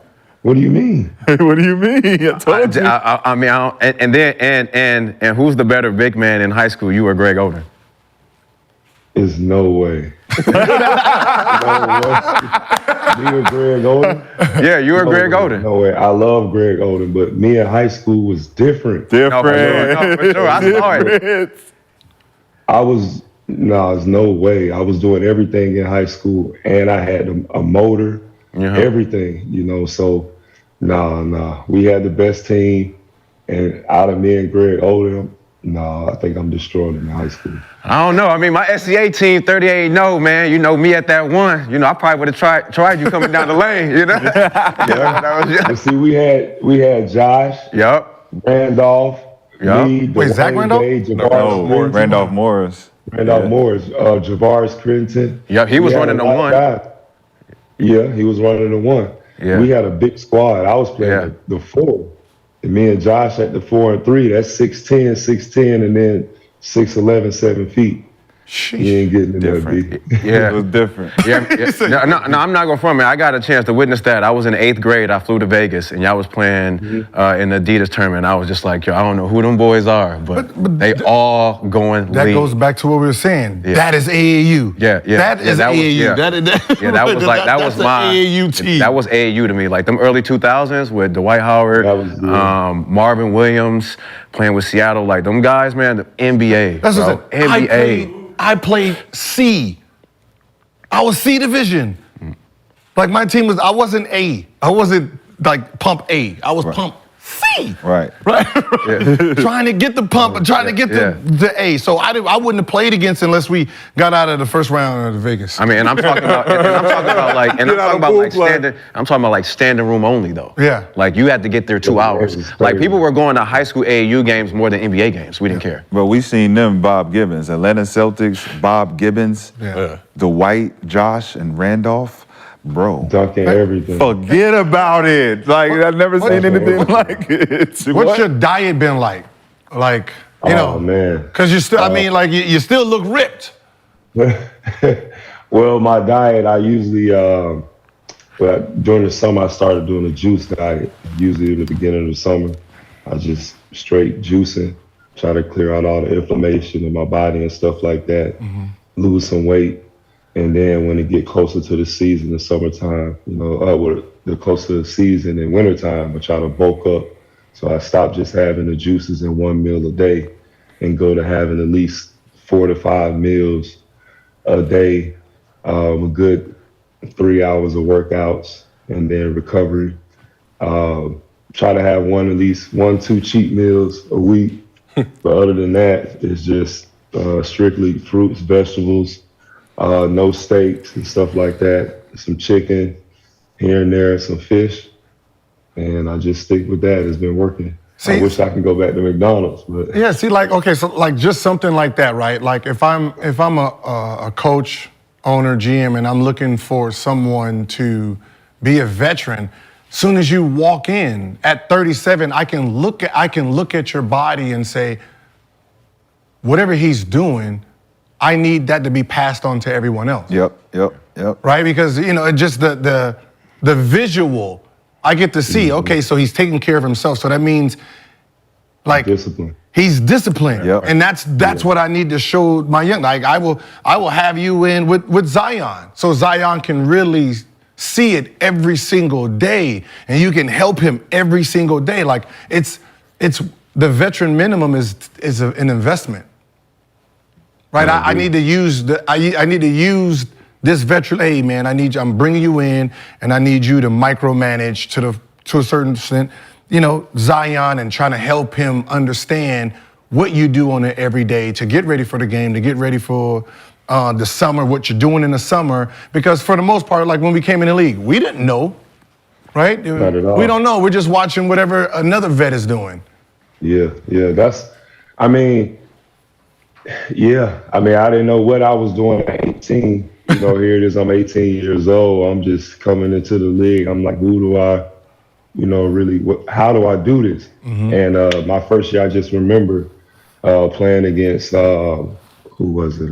What's the short arm? Big man. Kevin Willis. T-Rex. I got ready to try to box him out. And he did a little chicken wing on me, and I couldn't move my arm. I'm like, get off me.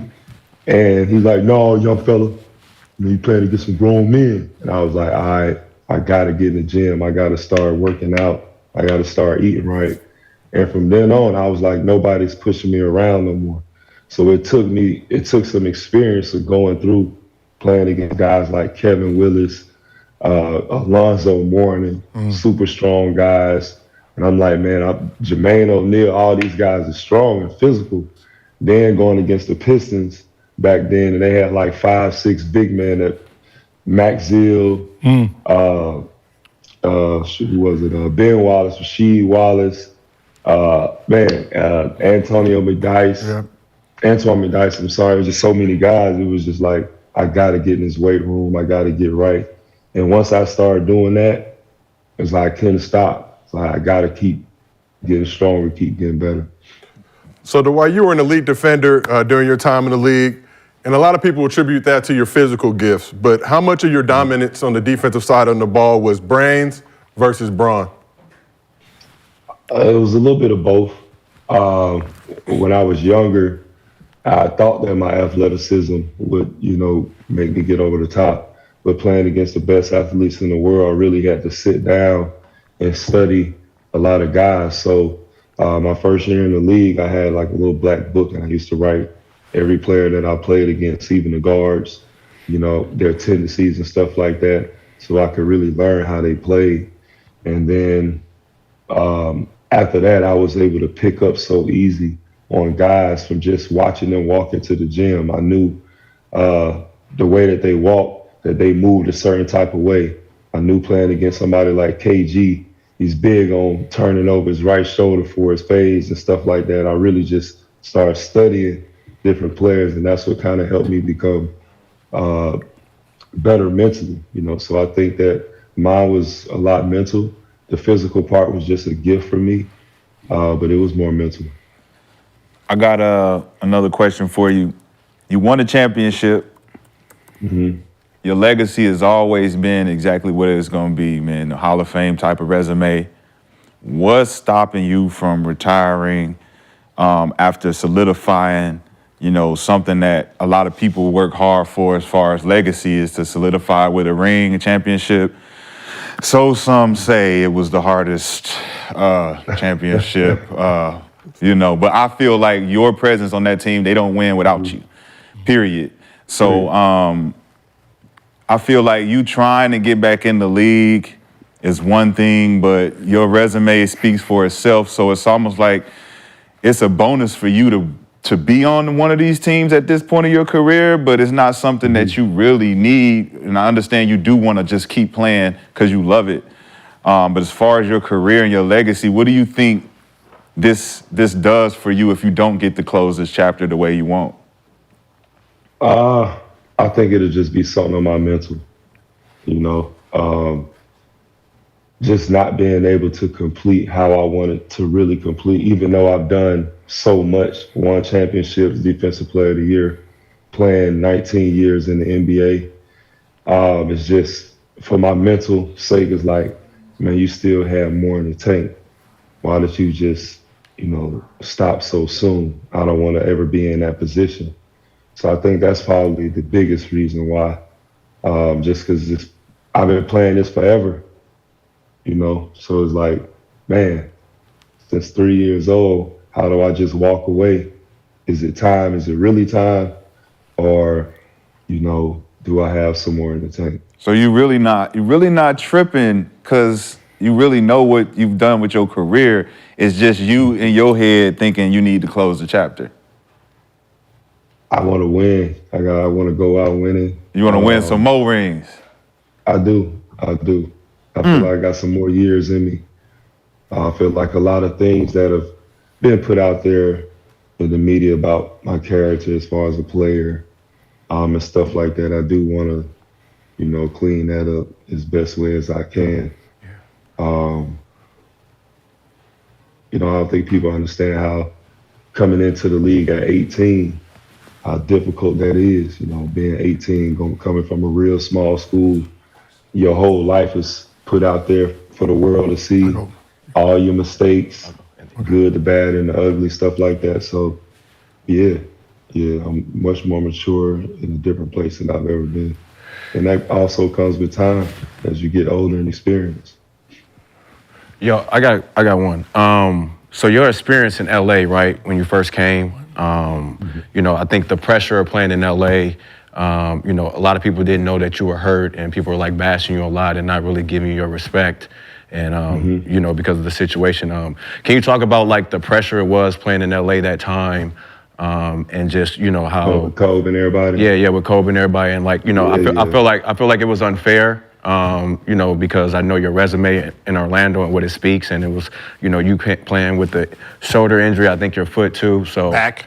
Your back and stuff. back. So, just talking about the unfair, I feel like it was unfair, and I feel like, It was, but I kind of put that on myself by actually stepping out there and playing.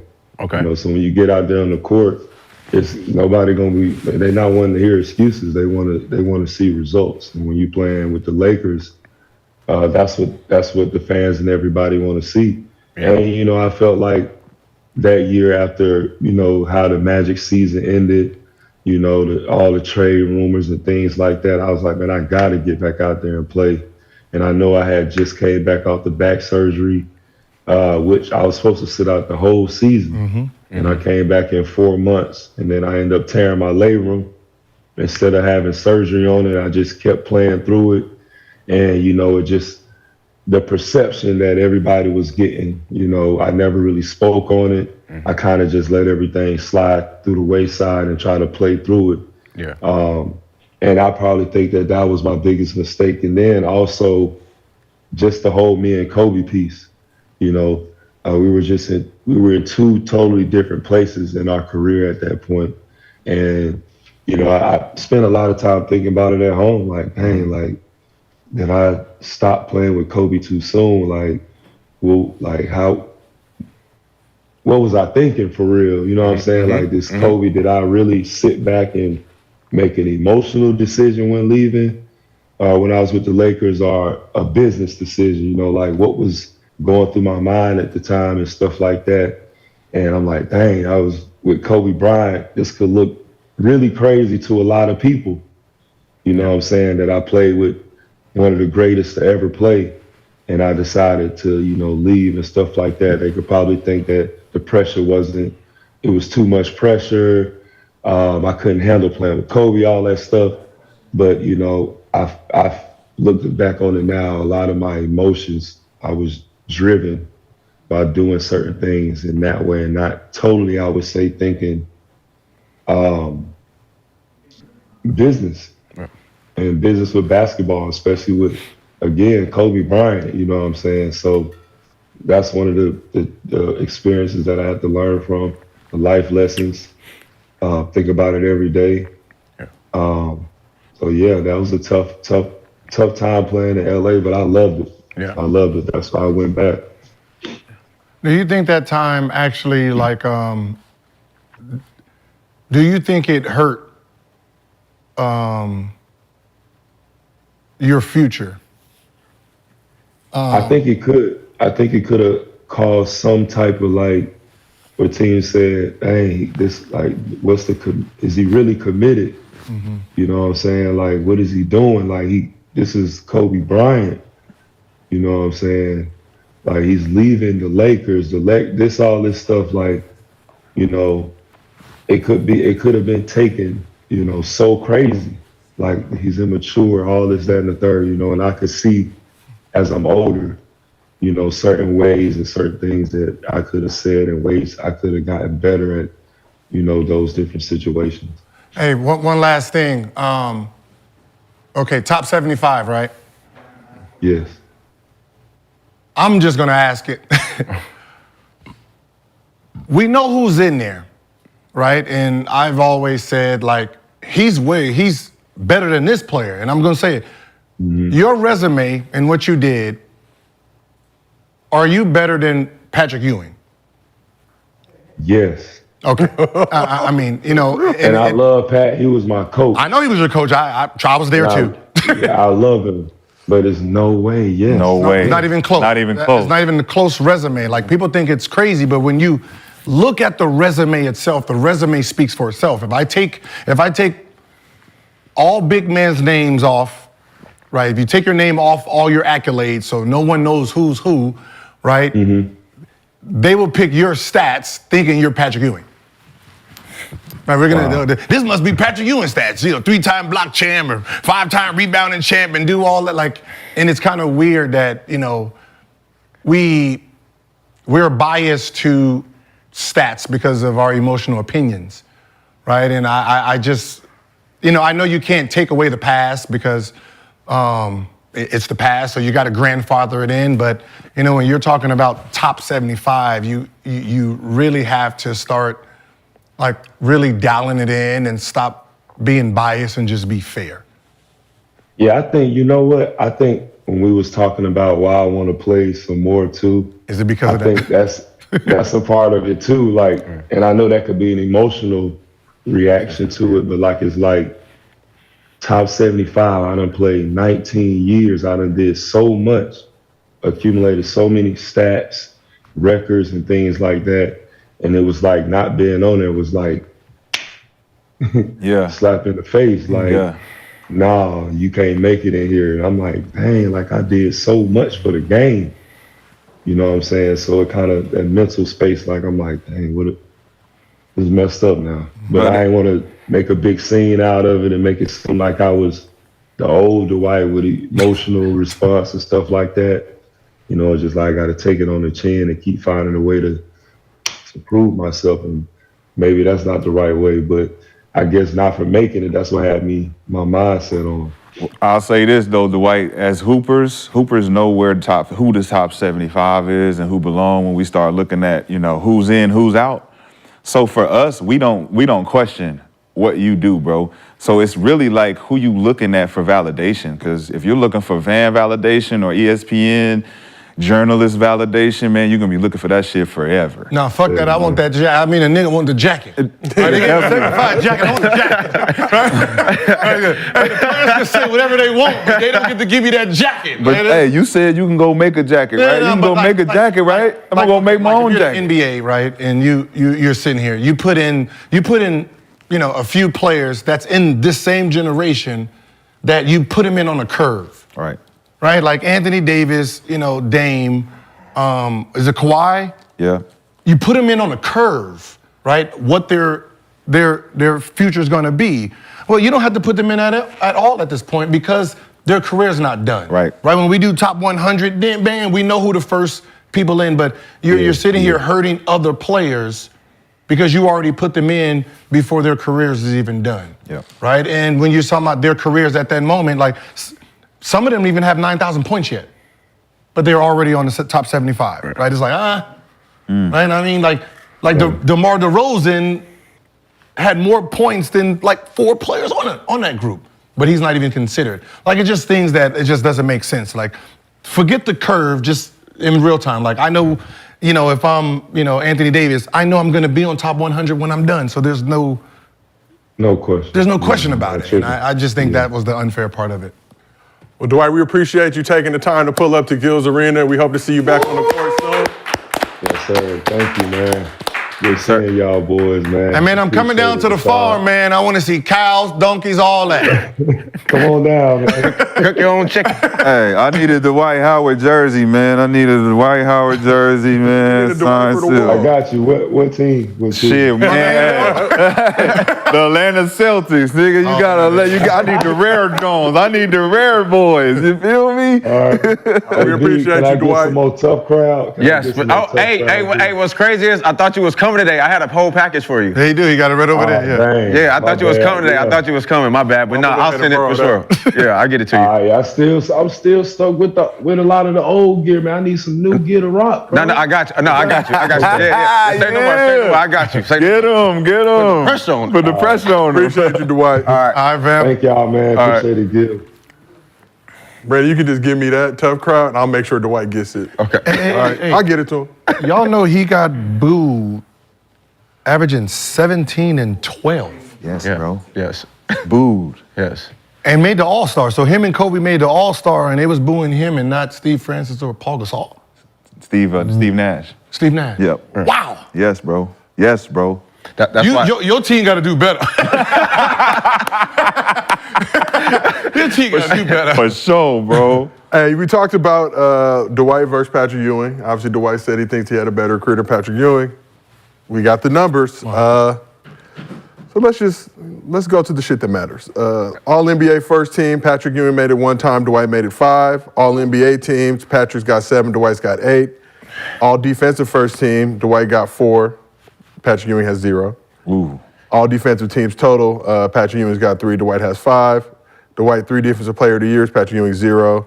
5 rebounding titles, Patrick Ewing 0. 2 block titles, 0. But Patrick Ewing was rookie of the year, if that means anything to you guys. And Dwight It means something. It's I mean, rookie of the year is rookie of the year, man. Who beat him out in rookie of the year? Dwight? Yeah. What year was that? Ooh. He was number one Here's pick no more that year. Yeah, what happened? Yeah, who won It that? wouldn't have been no Okafor. Let's go back down Was it memory lane. No, It was Brandon Okafor. Roy. It was Okafor, Charlotte. It was Okafor? The Bobcats. He was hooping that year, but he wasn't like hooping Oh. like that though. So that's why he was on the USA team. Yep. Okay. It was Okafor. It was that. So that's why he made that 2004. He had won the championship before though. That UConn won the championship. Yeah, shout out Okafor. Okafor 15 and 11, Dwight was UConn. 12 and 10, their rookie years. 15, 11. Yeah. Oh yeah, Dwight had Steve Francis and them here. Okay, yeah. And Gils, that you trade. talked about, quick before we move on, we talked about that 2020 bubble championship, what he was able to do to Joker in that Western Conference Finals. Yeah, man. Sometimes I know we don't consider what players do in series, and that series alone is they needed him for that series, right? They might not have needed him first round, second. They needed him for that series and that series alone, right? And sometimes when if he wasn't mentally prepared, and they wouldn't have won that championship because he wouldn't have been mentally prepared to be used. Right, against Jokic, right? But the fact that he understood that, this round by round, they're gonna need me here, right? And he got used there and didn't get used in the championship. And he's like, I did my job. I got us here. If you guys don't need me anymore, cool. But y'all needed me then. You didn't need him. Now you need him. Let's swap. Anytime you got a 33-year-old Dwight Howard coming off the bench for your team, it's special. At that size, at that strength, that speed, he could neutralize a nigga like Joker like that, bro. That's why I look at the Lakers championship for that particular one and it being in the bubble. If it's not in the bubble, we're gonna be able to analyze that team differently in that championship because you got Dwight Howard, JaVale McGee, and Anthony Davis in your front line. Like this is who's stopping everybody. It's like, crazy. how do you? That's a crazy line, right? So I'm like, yo, Dwight being like the centerpiece of the defensive anchor and coming off the bench, it's like, yo, that's different. Hey, I remember I did hit LeBron. I was like, yo, since y'all gonna win the championship anyway, try this lineup. And I had him at the 1. Kuzma was on that team, right? Kuz was on that team. I said, Kuzma at the 2, JaVale at the 3, Dwight at the 4, Anthony Davis at the 5. Or switch. And I said, just put all 7-footers out there. And he just lined. I was like, yeah, that's what I do on 2K. That's what I do on 2K. I do that shit on 2K. For sure. It's not like they press full course or shit. Man. Well, let's keep this thing moving. So Dwight's still trying to keep his NBA career alive. Another player recently decided to chunk the deuces. After 19 seasons in the league, Andre Iguodala is hanging him up. Iggy finished his career as a 4-time champ, all with the Warriors, including a much-deserved 2015 Finals MVP, 2-time All-Defense, 1-time All-Star. We had him on the couch this summer, and he said his business interests were consuming a lot of his time, so his decision isn't too surprising. But we got to give Iggy the flowers. A lot of people remember the old Iggy, but they don't remember this Iggy. This man was a beast. Yee. Bear down. Let me tell you something. Let me tell you something. Just some of that yow. See, Let me tell you something, Dre. that's what I would have did to Dwight Howard in high school. Let me tell you something. That's tough. Yeah. Let me tell you something. Iggy, tremendous career. Yo, where's the lie from him and AI? Let me tell you something. Bam.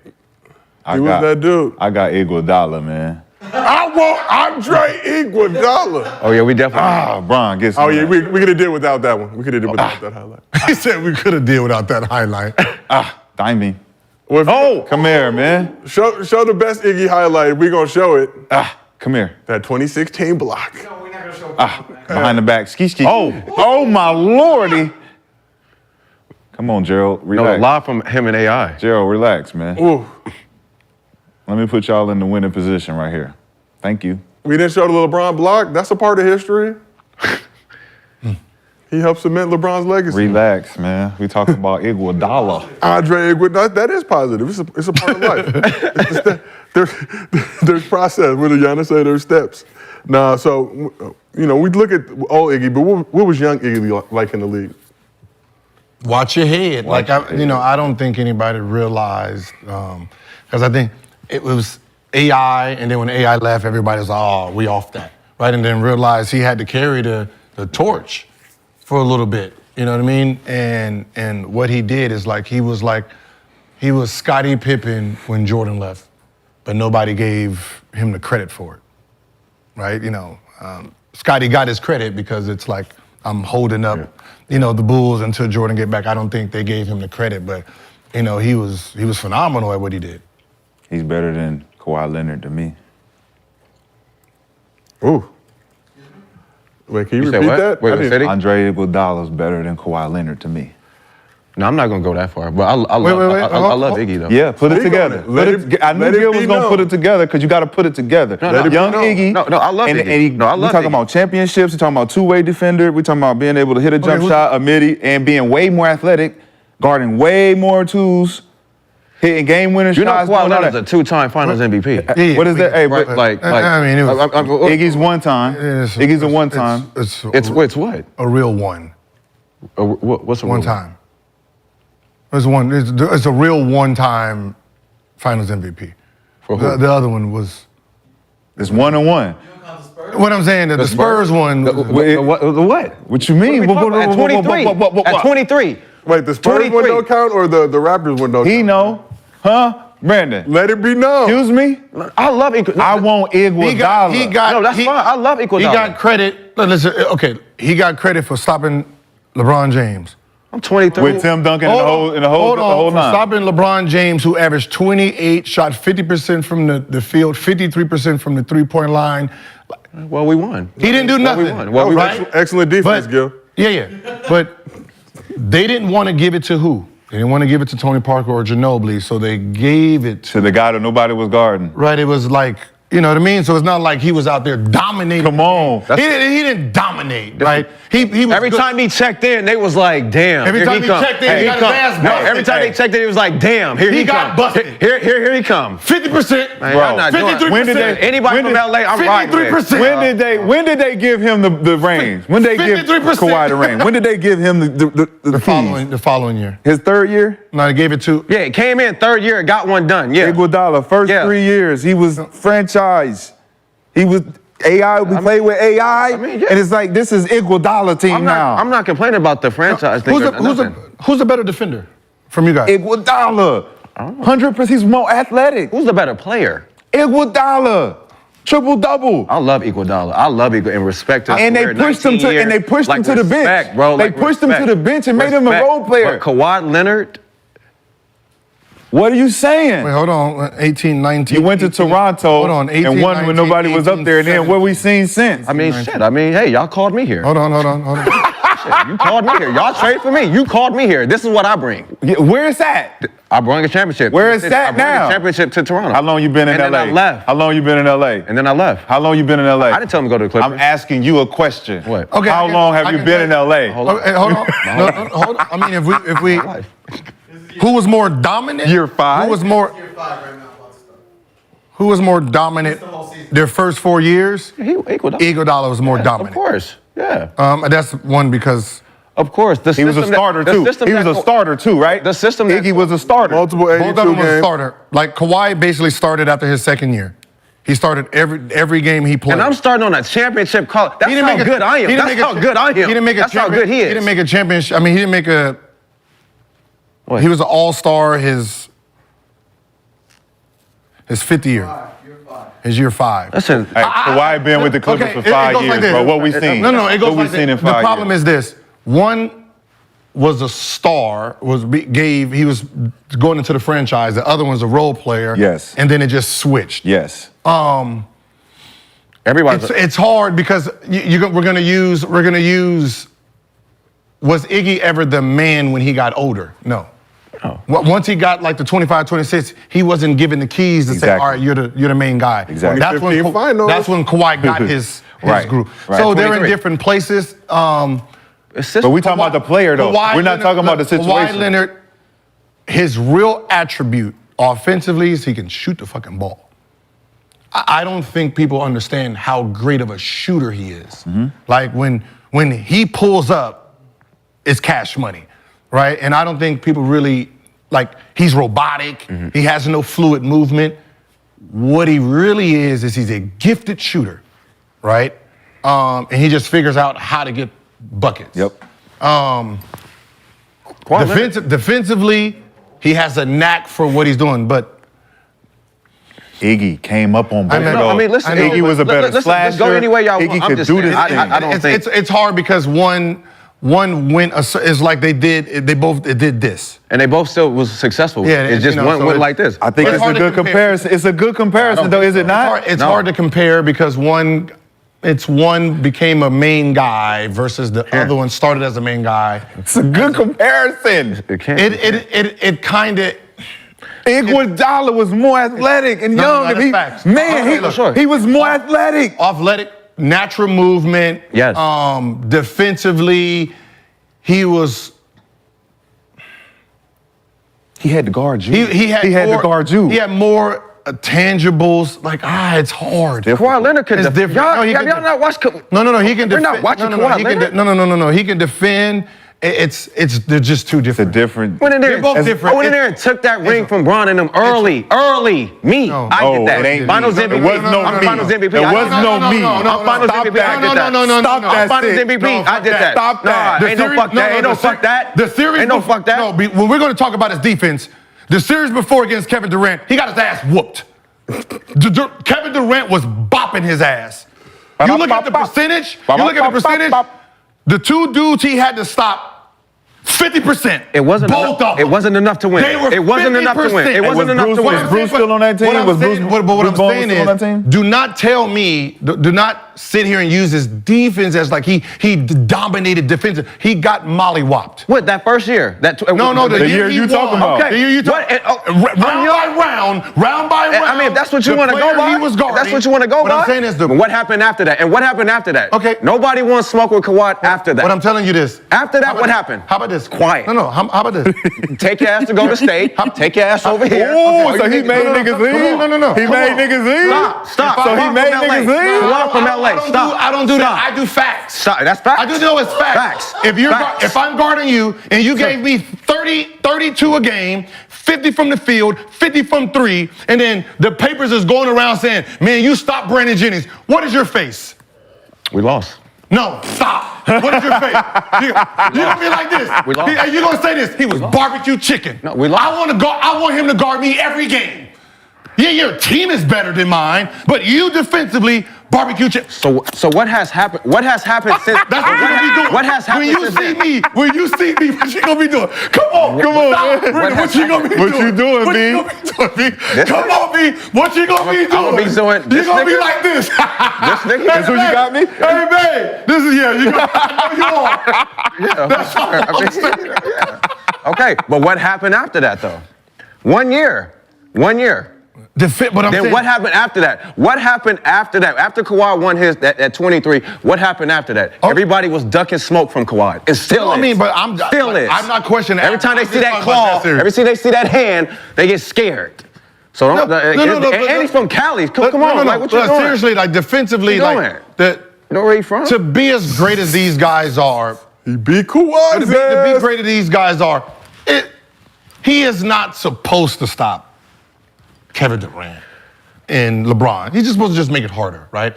Right? Those are 6 matchups per year. And what is his numbers with them when he's doing it? His numbers is right there. So they can't. He averaged 15. Don't even want to. He averaged 15 against who? Man, we can find.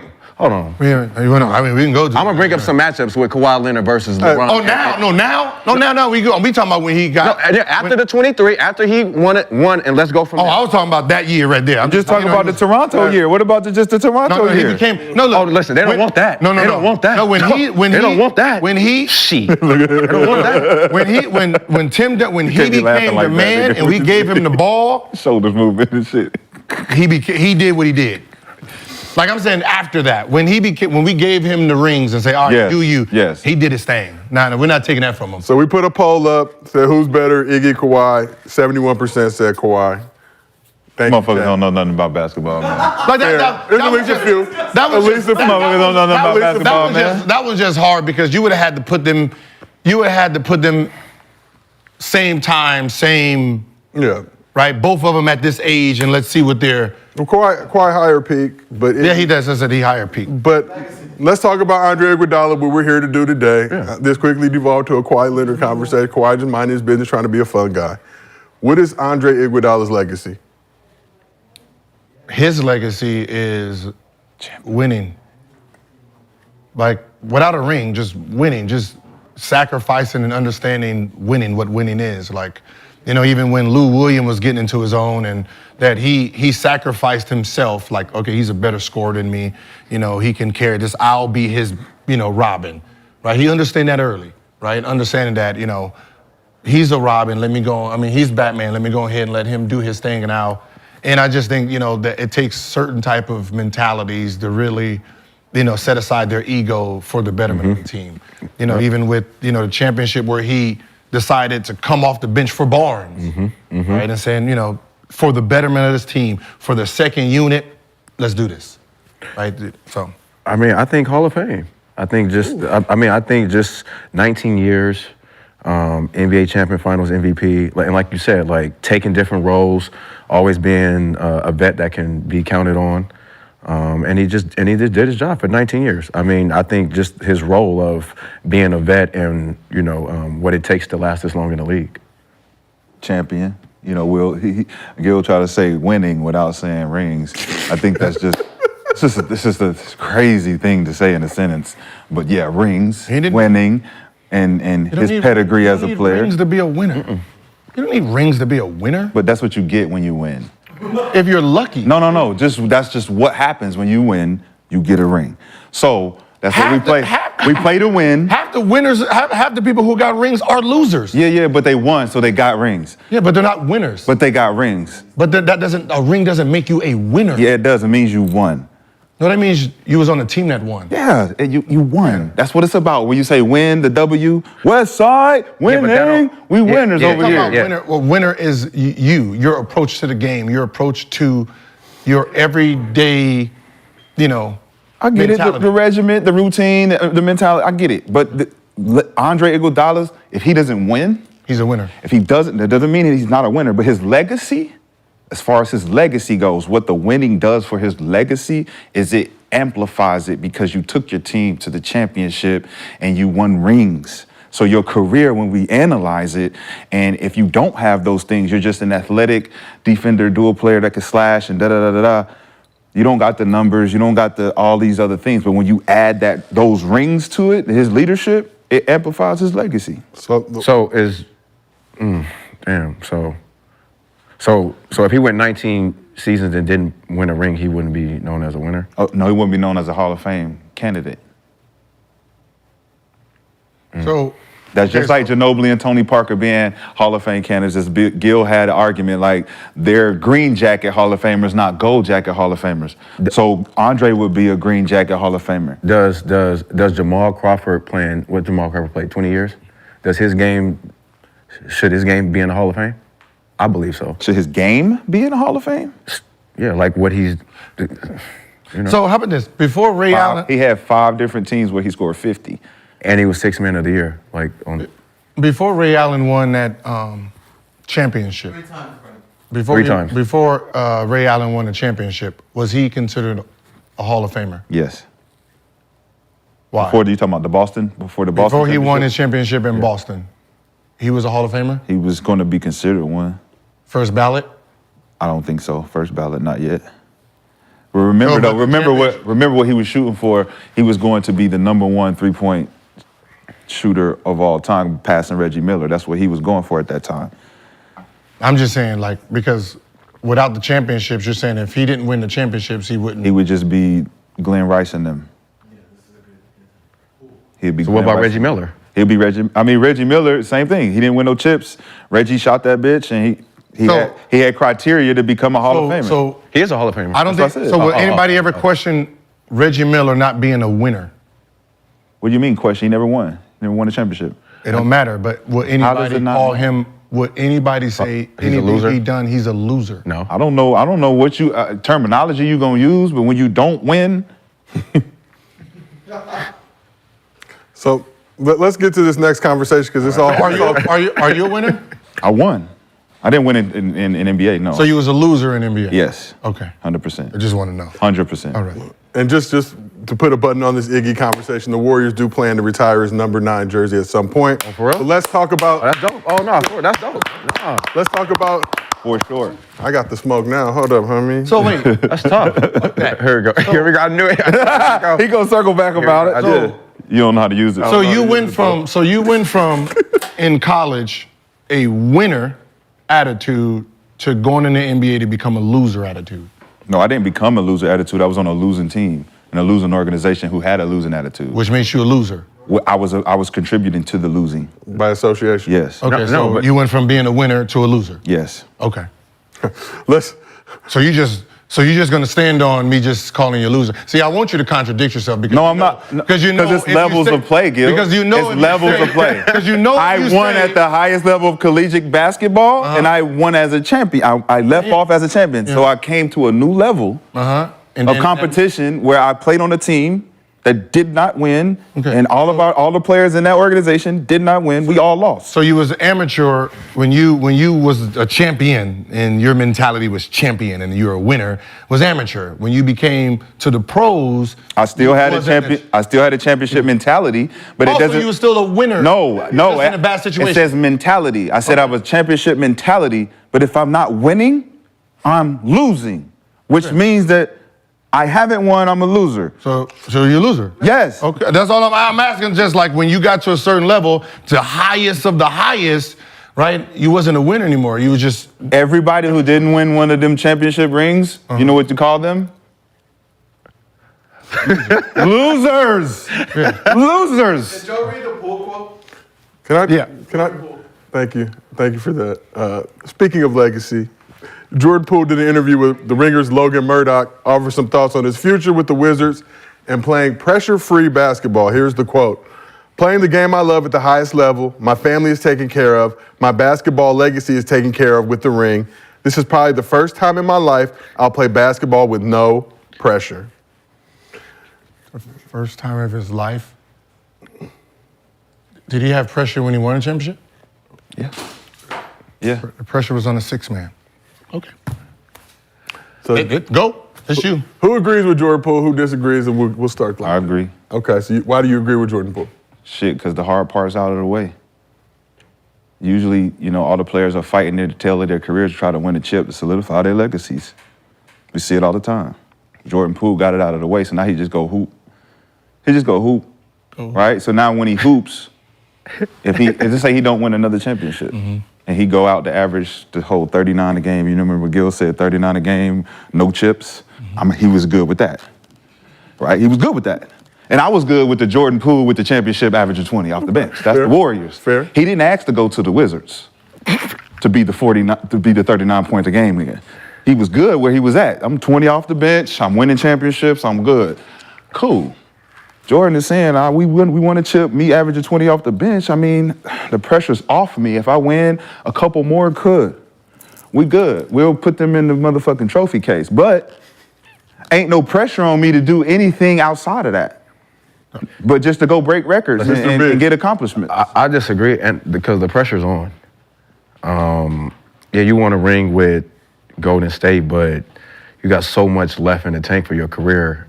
Being a franchise guy now, being the man of a franchise, I think the pressure is on you. To prove what? To prove that you can run a franchise. I mean, you're the man now. Like, you got traded to be a starter, not to be a six man. So you're a six man. That's the only pressure is to what? To be the leader of the team? That's it? I think the pressure is that you would win a championship and you should always have that mindset of a champion. So like he should always be trying to win a champion, be a champion. He is a champion. That's what he's saying. Right. As the help. I don't have the pressure of having to go out there and prove for my legacy that I need to be a champion. You do. My legacy is cemented because I'm a champion. All I got to do is prove that my talent is up to par with what they consider my legacy to be. Your legacy as a... Okay, so you're saying if he plays the next 17 years, right, and he don't make it to the playoffs... Or All-Star. All-Star, he's a winner in your mind. He won. What do you mean he's a winner in my mind? He's a winner in the category of winners and losers. So Jordan Poole won championship. Okay, so... Everybody else, zero. 17 years, he can become a loser. He won 1 year. Not the main guy. He won 1 year as a sixth man. Why does he have to be the main guy? And then when he became the main guy, 17 years of just nothing, and he is considered a winner in your book. He won. Okay, so how about this? So that's okay. Now, let's say someone who is considered a loser. Which is? From year 1 to year 17. Just selfish, losing-ass player. And then he goes on to a team, wins the championship. He's a winner? Gil, what would you call it? What do you want to call him? Fucking loser with a ring. You want to call him a loser with a ring. You want to call him a loser with a ring. With a ring. You're a loser with a ring. So winning a ring doesn't mean anything to you. No. So winning a game doesn't mean. No, Gil. So winning a game doesn't mean anything to you. Depending winning a game, period. Winning, period, means nothing to you. Okay. How many games do we expect Wemby to win? This season? Yeah. About 30? 30, 40. 30 games, right? Yeah, 30 something, yeah. So if he wins 30 games, that's what we expected. Okay. Now, if he goes out there and play his heart out every game, Yeah. right? And he wins 15, is he considered a loser? Did he win the championship, man? Oh my No. God, this is just so Right? crazy. No. So he's saying you can take the most selfish man his whole career, put him on a team, they win a championship, and now because he has a ring, that somehow makes him this is like when rappers who talk about killing all day, right? They talk about killing all day and doing all this shoot 'em up shit, and then they get in trouble and go into court with suits and glasses. Like, right? The suits and glasses don't make you civil. The ring doesn't make you a winner. You have to be a winner. You have to wake up every day thinking about winning, even when you're not winning. How is that supposed to be in your blood. Listen. If I lose a game and the game that I lost, Makes no sense. right? It hurts me to the point where I'm in the gym, I'm watching film, I'm doing. That would make you a winner. It makes you a winner. How does it make you a winner if you don't win? Why? All that shit you just said. Why does a win? If you are, it's AAU. The number 1, 2, 3, 4, 5 best player in the country is on the same team, right? Mm-hmm. And you're playing against a regular team, and then the guy on the other team is diving on the floor, taking charges. He's trying to beat this NBA talent, right? He has to play every possession hard while you guys are fucking around, throwing it off the ball, half your shoes ain't tied. Yeah, you guys win the game, but all you guys are some fucking losers compared to this guy. If we gave him the same talent you guys are, he will murder you guys because you guys have so much talent that you're not taking the game seriously. Doesn't make you a winner because the outcome finishes well. Winner is the attitude. The winning is the attitude. The work ethic is the winning. Waking up every day not knowing what the goal is, that's winning. You can't tell me someone was outworking Michael Jordan before he won a championship. Kobe's mindset at 18 was winning. Without a championship, was a winner attitude. And what happened along the way? What did they do? You end up winning a championship. They ended up winning. That solidified what their happened? mentality. What happened? It solidified What their happened? mentality, What happened? their work ethic. All of those things were then maximized and actually appreciated because we put in the work to win the championship. Him, them, they, So- whoever what pronoun you want to use. So- listen, so winning is about actually the actual results. When you can actually show something for your winning, all that mentality I'm diving on loose balls, and you come up short. So when you come up short, you know what that means? So you don't think getting paid is winning? Like your reward for getting paid and like all-stars and all that, you don't think that's winning? Not in the game of basketball, we play to win. It's a competitive sport. I'm going against you. It's me against you. It's us against us. Us against them. Yes. Us against them. If we win, that means you lose. So you think James Harden's a loser? I don't know. I don't know nothing about No, that. no. If you don't got no fucking ring, my nigga, from that season, if your team doesn't win the championship at the end of the year, you're going back to the drawing board to try to figure out how to win next year. So Dirk was a loser his whole career until he won that one ring against. And now he's a winner. Now he's a winner. So Jimmy Butler. So Yeah. Has not won yet. but is he a winner or a loser? So he's a loser. Yes, he's a loser because he hasn't won. And this is why I don't like. Y'all don't like the terminology of what the obvious things is. These are obvious things. If you don't win, you lose. No. Now, what makes Just because I put a ring on you, just because I put a Jimmy ring. Butler has a winning mentality. Okay. Players have winning mentalities, And losers but that have don't losers' mean you're a winner because you haven't won. Does a ring make a wife? Does it? What's a wife? Someone who. What's a wife? Someone who acts like a wife. Hey, a lot of chicks can be married and not be wives. You got a ring and you're not acting like a wife. Some of y'all can be married and not be a wife. Yes. Some of y'all can have a ring and not be a wife. 100%. Jesus Christ. You can be married and not be a wife. 1,000,000%. You can have a ring and not be a champion. No. You're a champion when you get a ring, bro. And you cannot be a winner with a ring. You won. How did you get? How do you get the ring, Gil? So how can a wife? How can you be married but not be a wife? You know you're contradicting yourself. No, I'm not. Because we're talking about two different things. It's the same concept. No, it's not. Same concept. No, it's not. Not the same concept at all. Same concept. At all. Is it the same concept? No. Yeah. Because marriage is marriage. It's marriage. A communion between two. Ring, husband and wife is terminology. The ring won. She won. She won. The ultimate goal, if wives want to be married, when you get the ring, that's a win. Yeah. Right? For a woman, You're saying some of those who have this are not wives. That means but they're still married, Gil. Some of these. That means they're still married, Gil. Not wives. But they're still married. That means they got the ring, right? Mm-hmm. What does that make them? That makes them married? Yeah. Okay. But you said they're not wives. Yeah. Which means if a loser gets a ring, doesn't make him a winner. But they say you're using the wrong ring finger, but that's neither here nor I don't there. care. I'm just telling you. I'm just telling you. Like legacy, right? Like with Jordan Poole, right? You're talking about like his legacy is sealed. What legacy? Can I get it? What does it mean? Yeah. Right? What does legacy mean? Like when we talk about, I want my legacy to be remembered. My legacy is stamped. In what? If you look around in history, how do they treat legends? Right? How do they treat legends? Like their legacy, right? How's the NBA and these owners treating their legacy? So if you want us to sit here and talk about real legacy, it's fake. How? It's fantasy. How?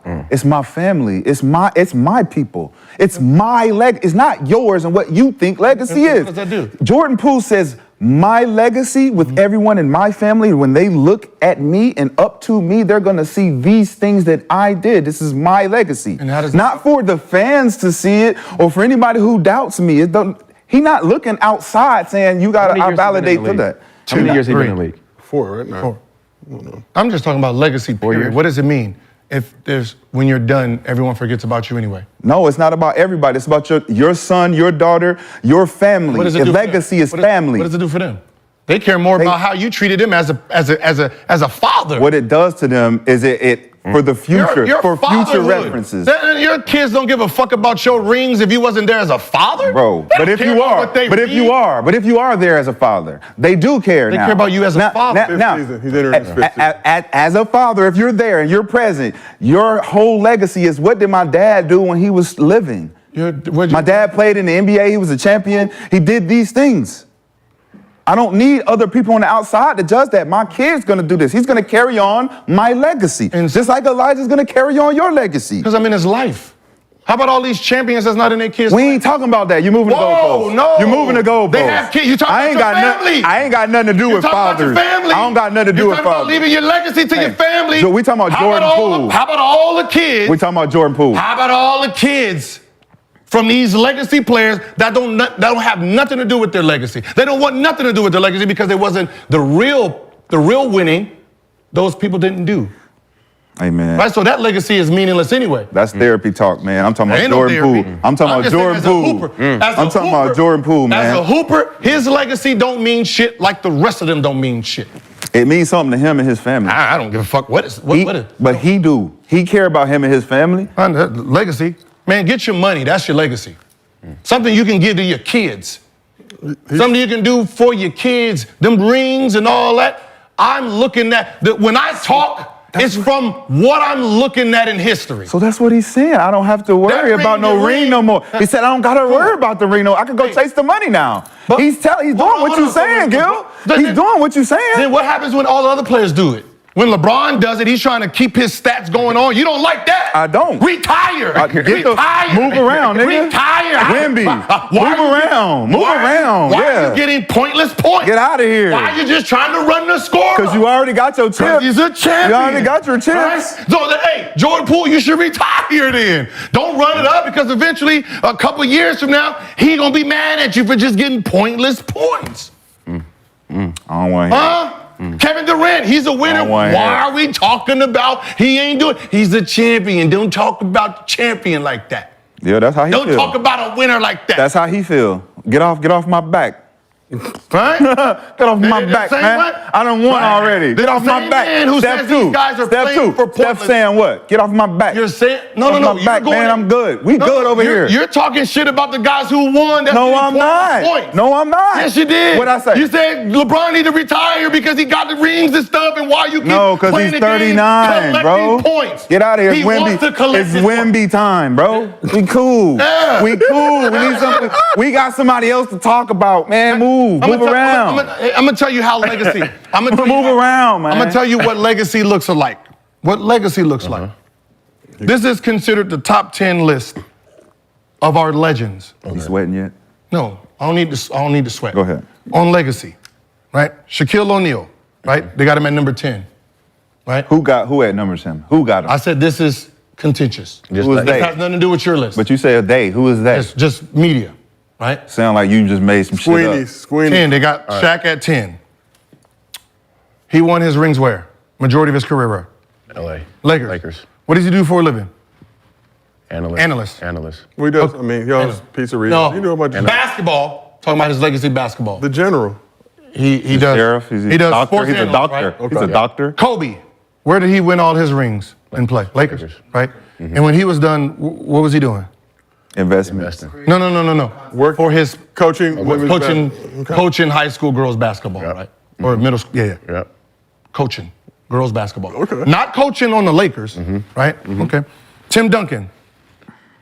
Where did he? Spurs. What's he doing right now? Oversized Old Navy fits. I mean, so Right last now- time I saw Tim, wasn't He Tim does. Duncan He on a- does cars. He does auto.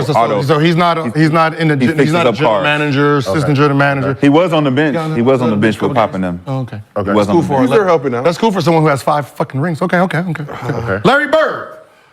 What does Larry Bird do? I mean, Where was he at? He was in Boston. Always in Boston, right? Won all his- His legacy's in Boston, right? Yep. And where's he at? Yeah. now it's with the Pacers. Pacers. So the day after he played his last game in Boston, he was working with the Pacers. Not Boston, right? Oh, he has to go. He has to be with Boston Your legacy He has- is where? in basketball. Okay, legacy. Basketball. All right. Will Chamberlain. Basketball. Will Chamberlain, right? Do y'all know what he did after he played? Whooped the still. Yeah. Clapped a lot of chicks. Yes. He became a professional volleyball player.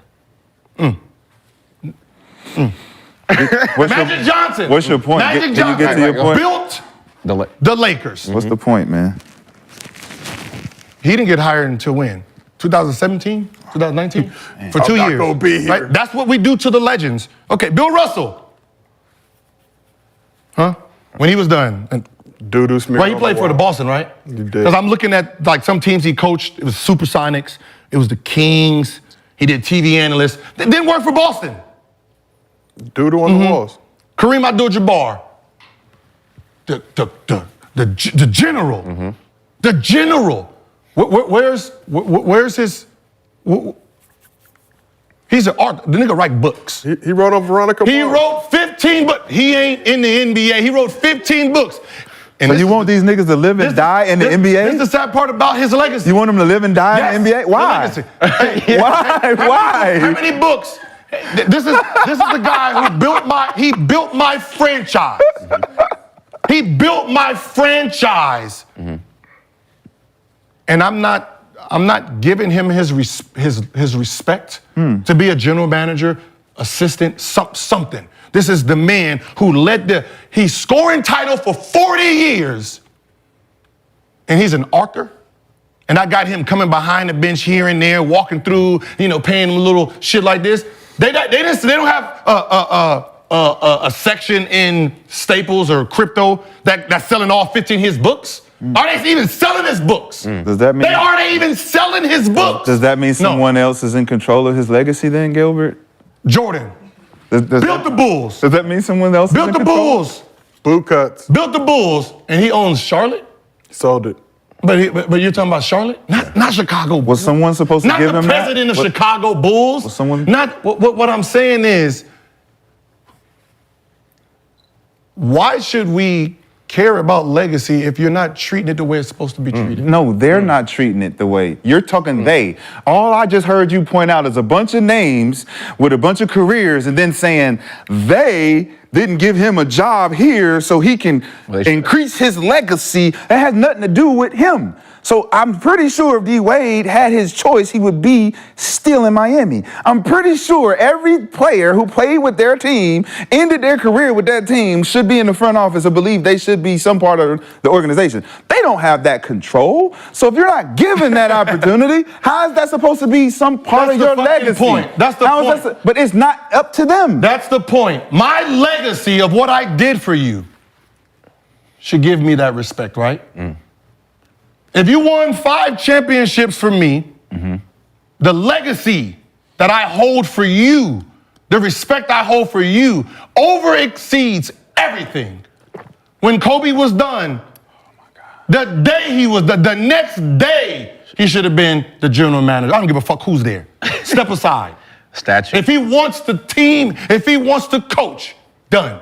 President, done. Whatever the fuck you want, done. Because that's your legacy of being who you are. But no one respects legacy. No one cares.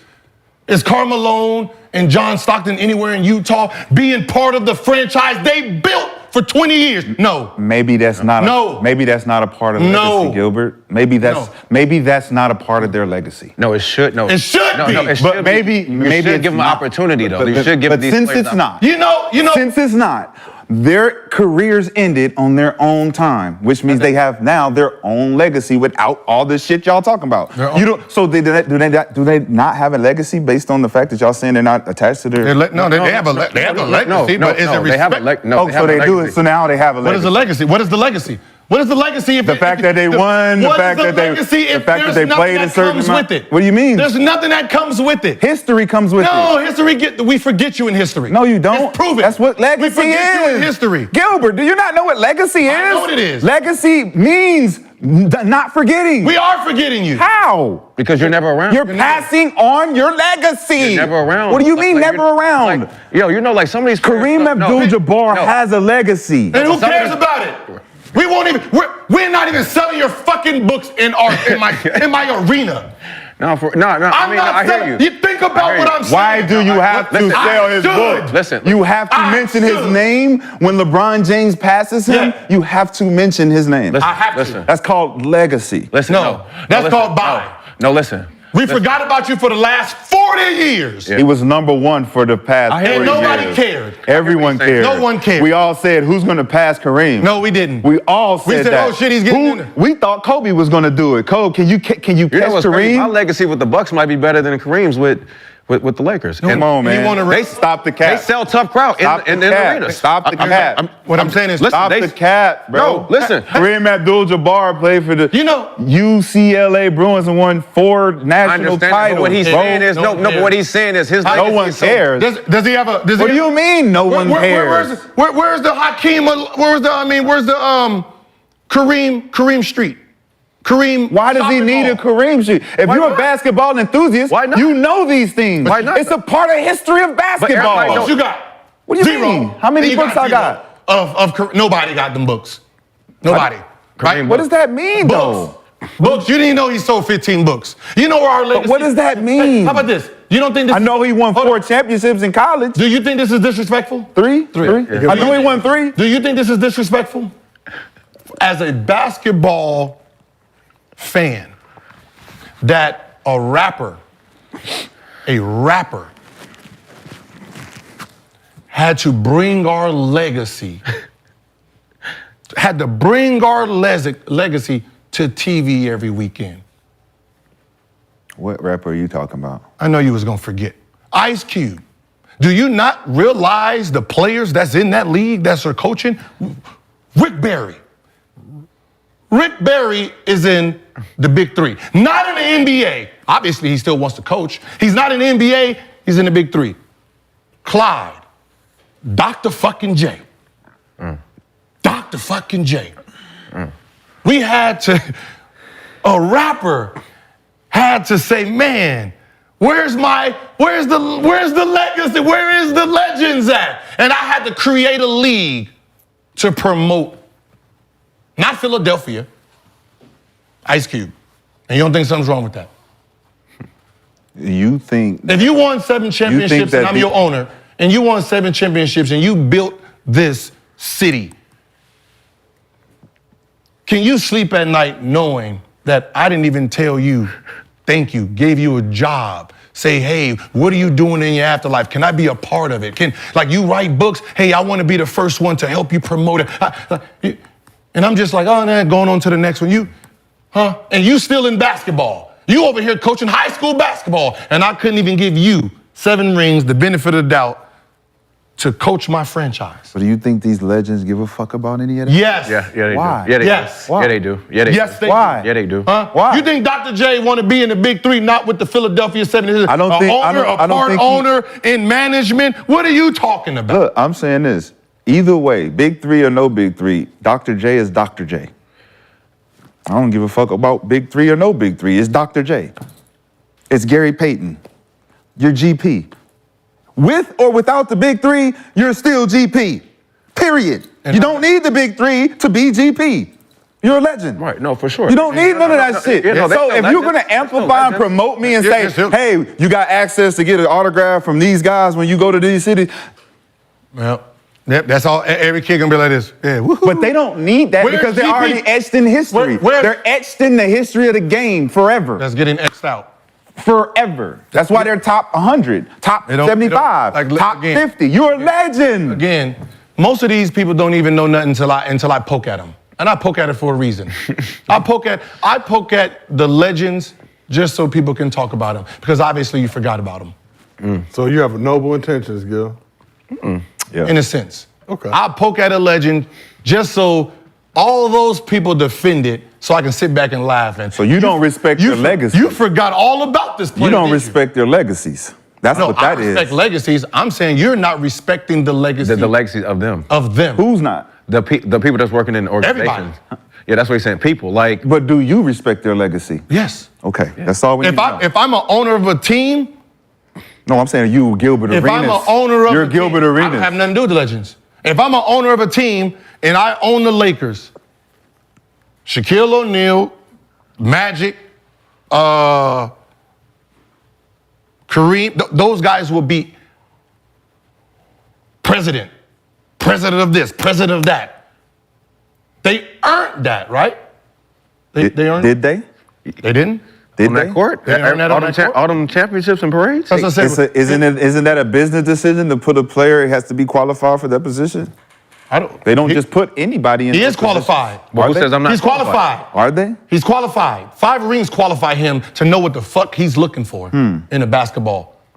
So James Jones is qualified to be a GM for Phoenix because he's a champion. James Jones gets the job over of Charles Barkley.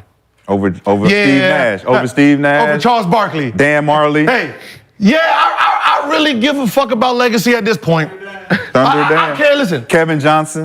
That's you just proved a point about Fix it. what legacy don't mean shit. If Dame Jones can jump in front of legends. Like Charles Barkley, and he on TV talking about it every day. Maybe Charles don't want the job. All right. All right, man. Because we heard KG talking about, I don't want to be a coach because if niggas ain't got here playing and doing what I'm thinking, I don't want to be in that That's position. fine. Like, he don't have to be a I don't coach, but wanna he could be something higher than He doesn't say he don't president. want. But He could be look, president. some people don't want those positions. Yeah. I think they. Yeah. You don't want a Charles Barkley, but you want to go talk about the game. Okay. And Okay. now I think it's time for us to talk about some MostlyFans. Okay. That's a segue. You see how they did? You see, mostly that's what they ate. This is a perfect example of the NBA. We fucking up your legacy, Gil? They mostly fans. Right, they mostly fans, y'all. They letting you know, if you look at the past, they letting you know right now, when it's over, it's over. But your legacy is going to be based on what you make your it, legacy not what they make it. Your legacy is going to get forgotten like everything else in this world. I truly appreciate that you trolled just so people will talk about. Toys R Us legacy was then, it's gone now. Blockbuster was a legacy, now it's gone. No one gives I heard Toys R Us might be coming back. Huh? Low key, I heard Toys R Us is coming back. Well, Right in time for Christmas. Does that mean you're bringing back the legacy?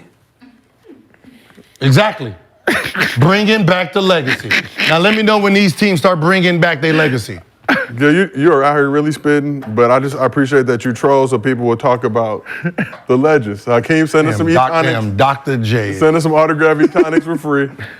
Capping, man. These men got statues outside the goddamn arena. Fucking capping, man. Got statues outside the arena, but ain't got a job inside the arena. And y'all got me fucked up. And still got Mark Cuban doing it right. And still got to pay for tickets. The person who helped him win the championship, coach. Ex-player still got to pay for tickets. Bucks to and go to the six? games. The Bucks make you pay for tickets? No. Hey, Knicks, how they treat Charles Oakley. Come on, man. Come on. Patrick Ewing's a coach. Where he coaching at? Because I don't think he was. I don't think I see him on the Knicks bench. Where's he coaching at? It was Georgetown. Georgetown. But at least they gave him the job. Like, come on, Knicks. Come on.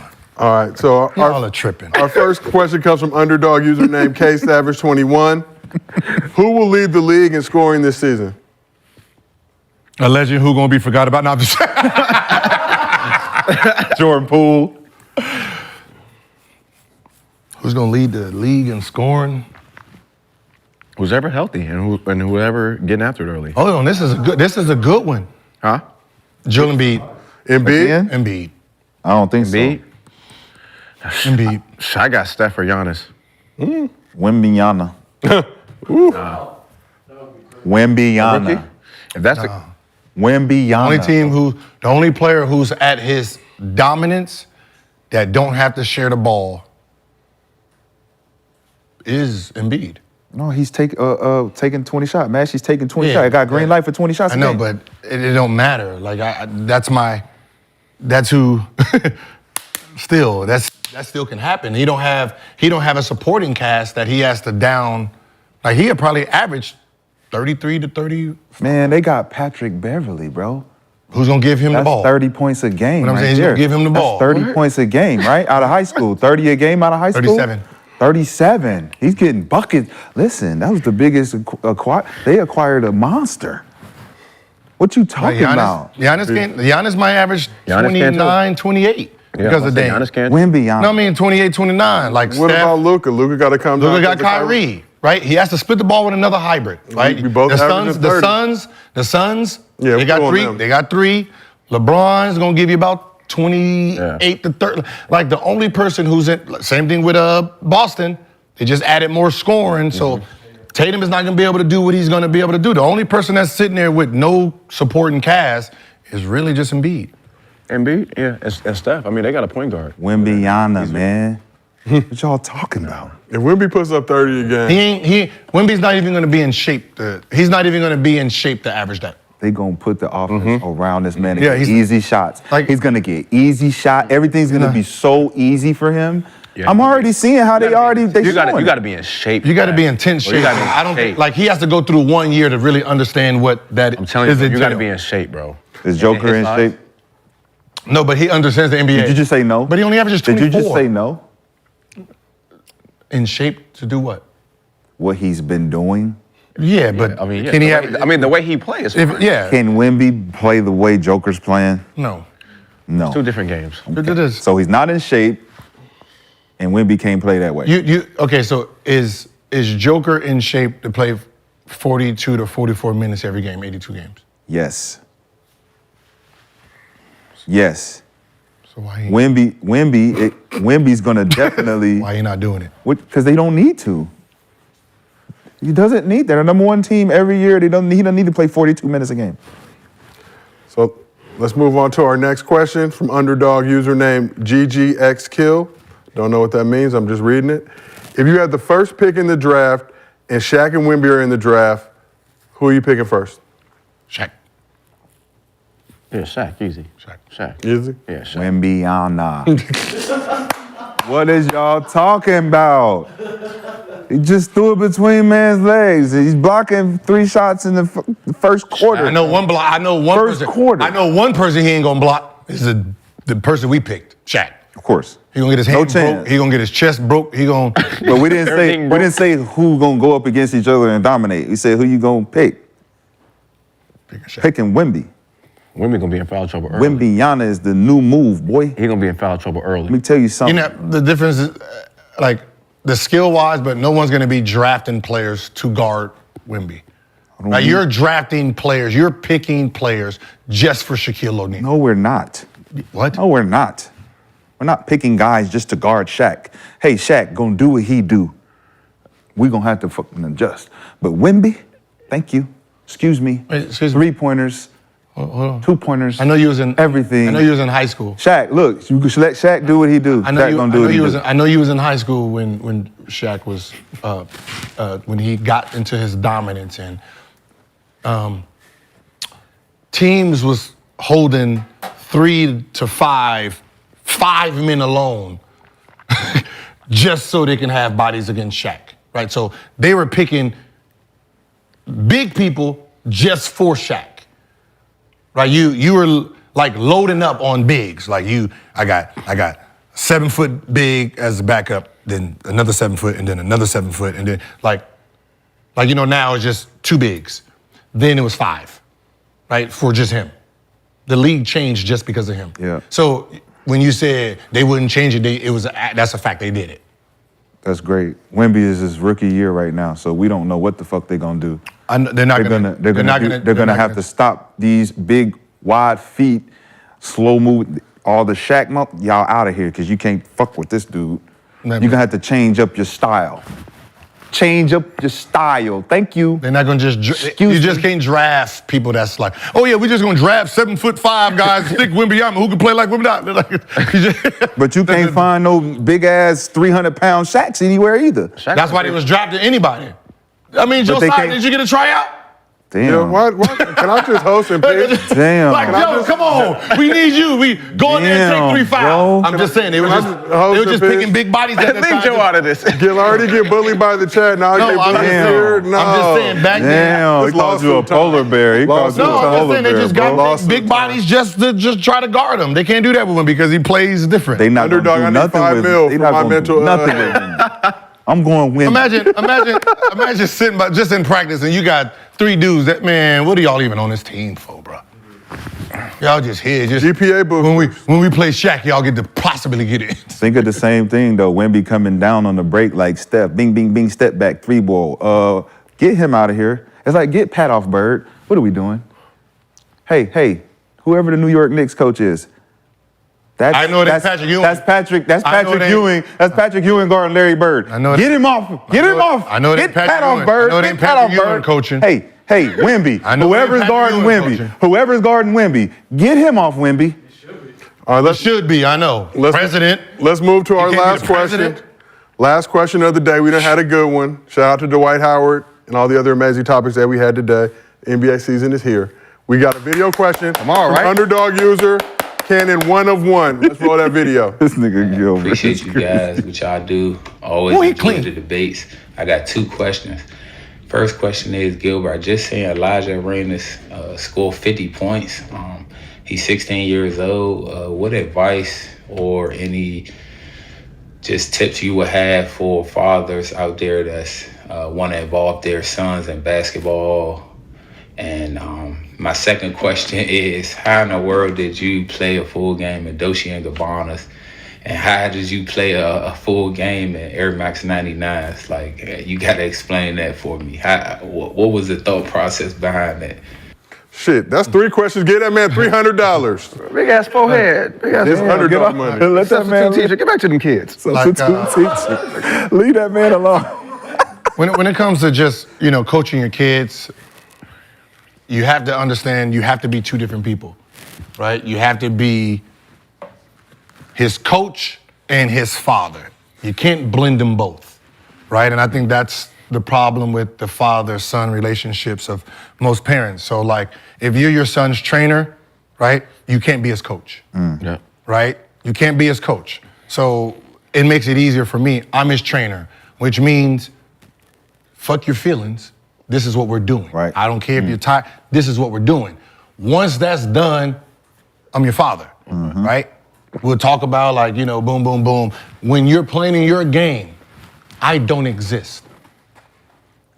I don't exist, right?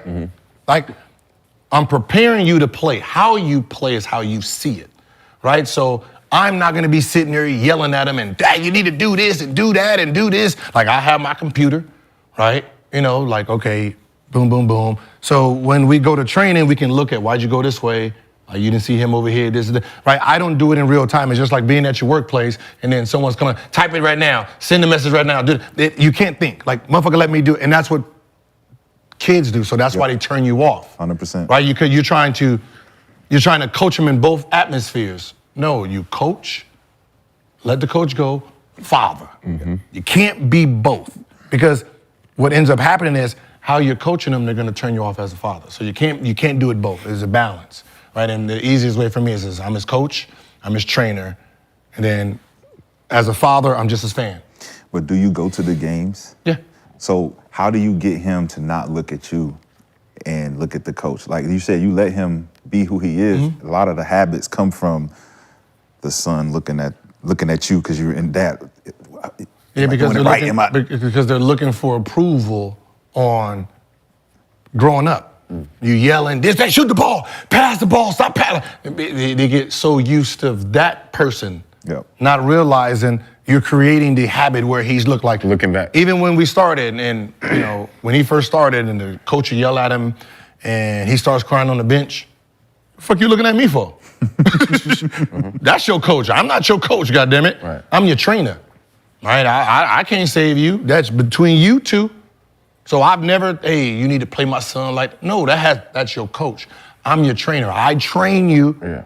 You take what I'm training you and you try to apply it there. Do you tell him not to look at you though? Do you tell him like, when whatever happens, don't be looking over here at me? But that's from the beginning, right? If you don't start it from the beginning, if I'm sitting there yelling after every play, that just creates a habit. Yeah. Right? So I didn't create the habit from the beginning because I don't say anything. Right? If at halftime, I'm like, yo, he's playing you like this. These are the type of guys I say, just blow by him. Yep. Don't do this. Right? So now he understands, okay, this type of player, I just go by versus the longer guys, I can sit there and keep yanking.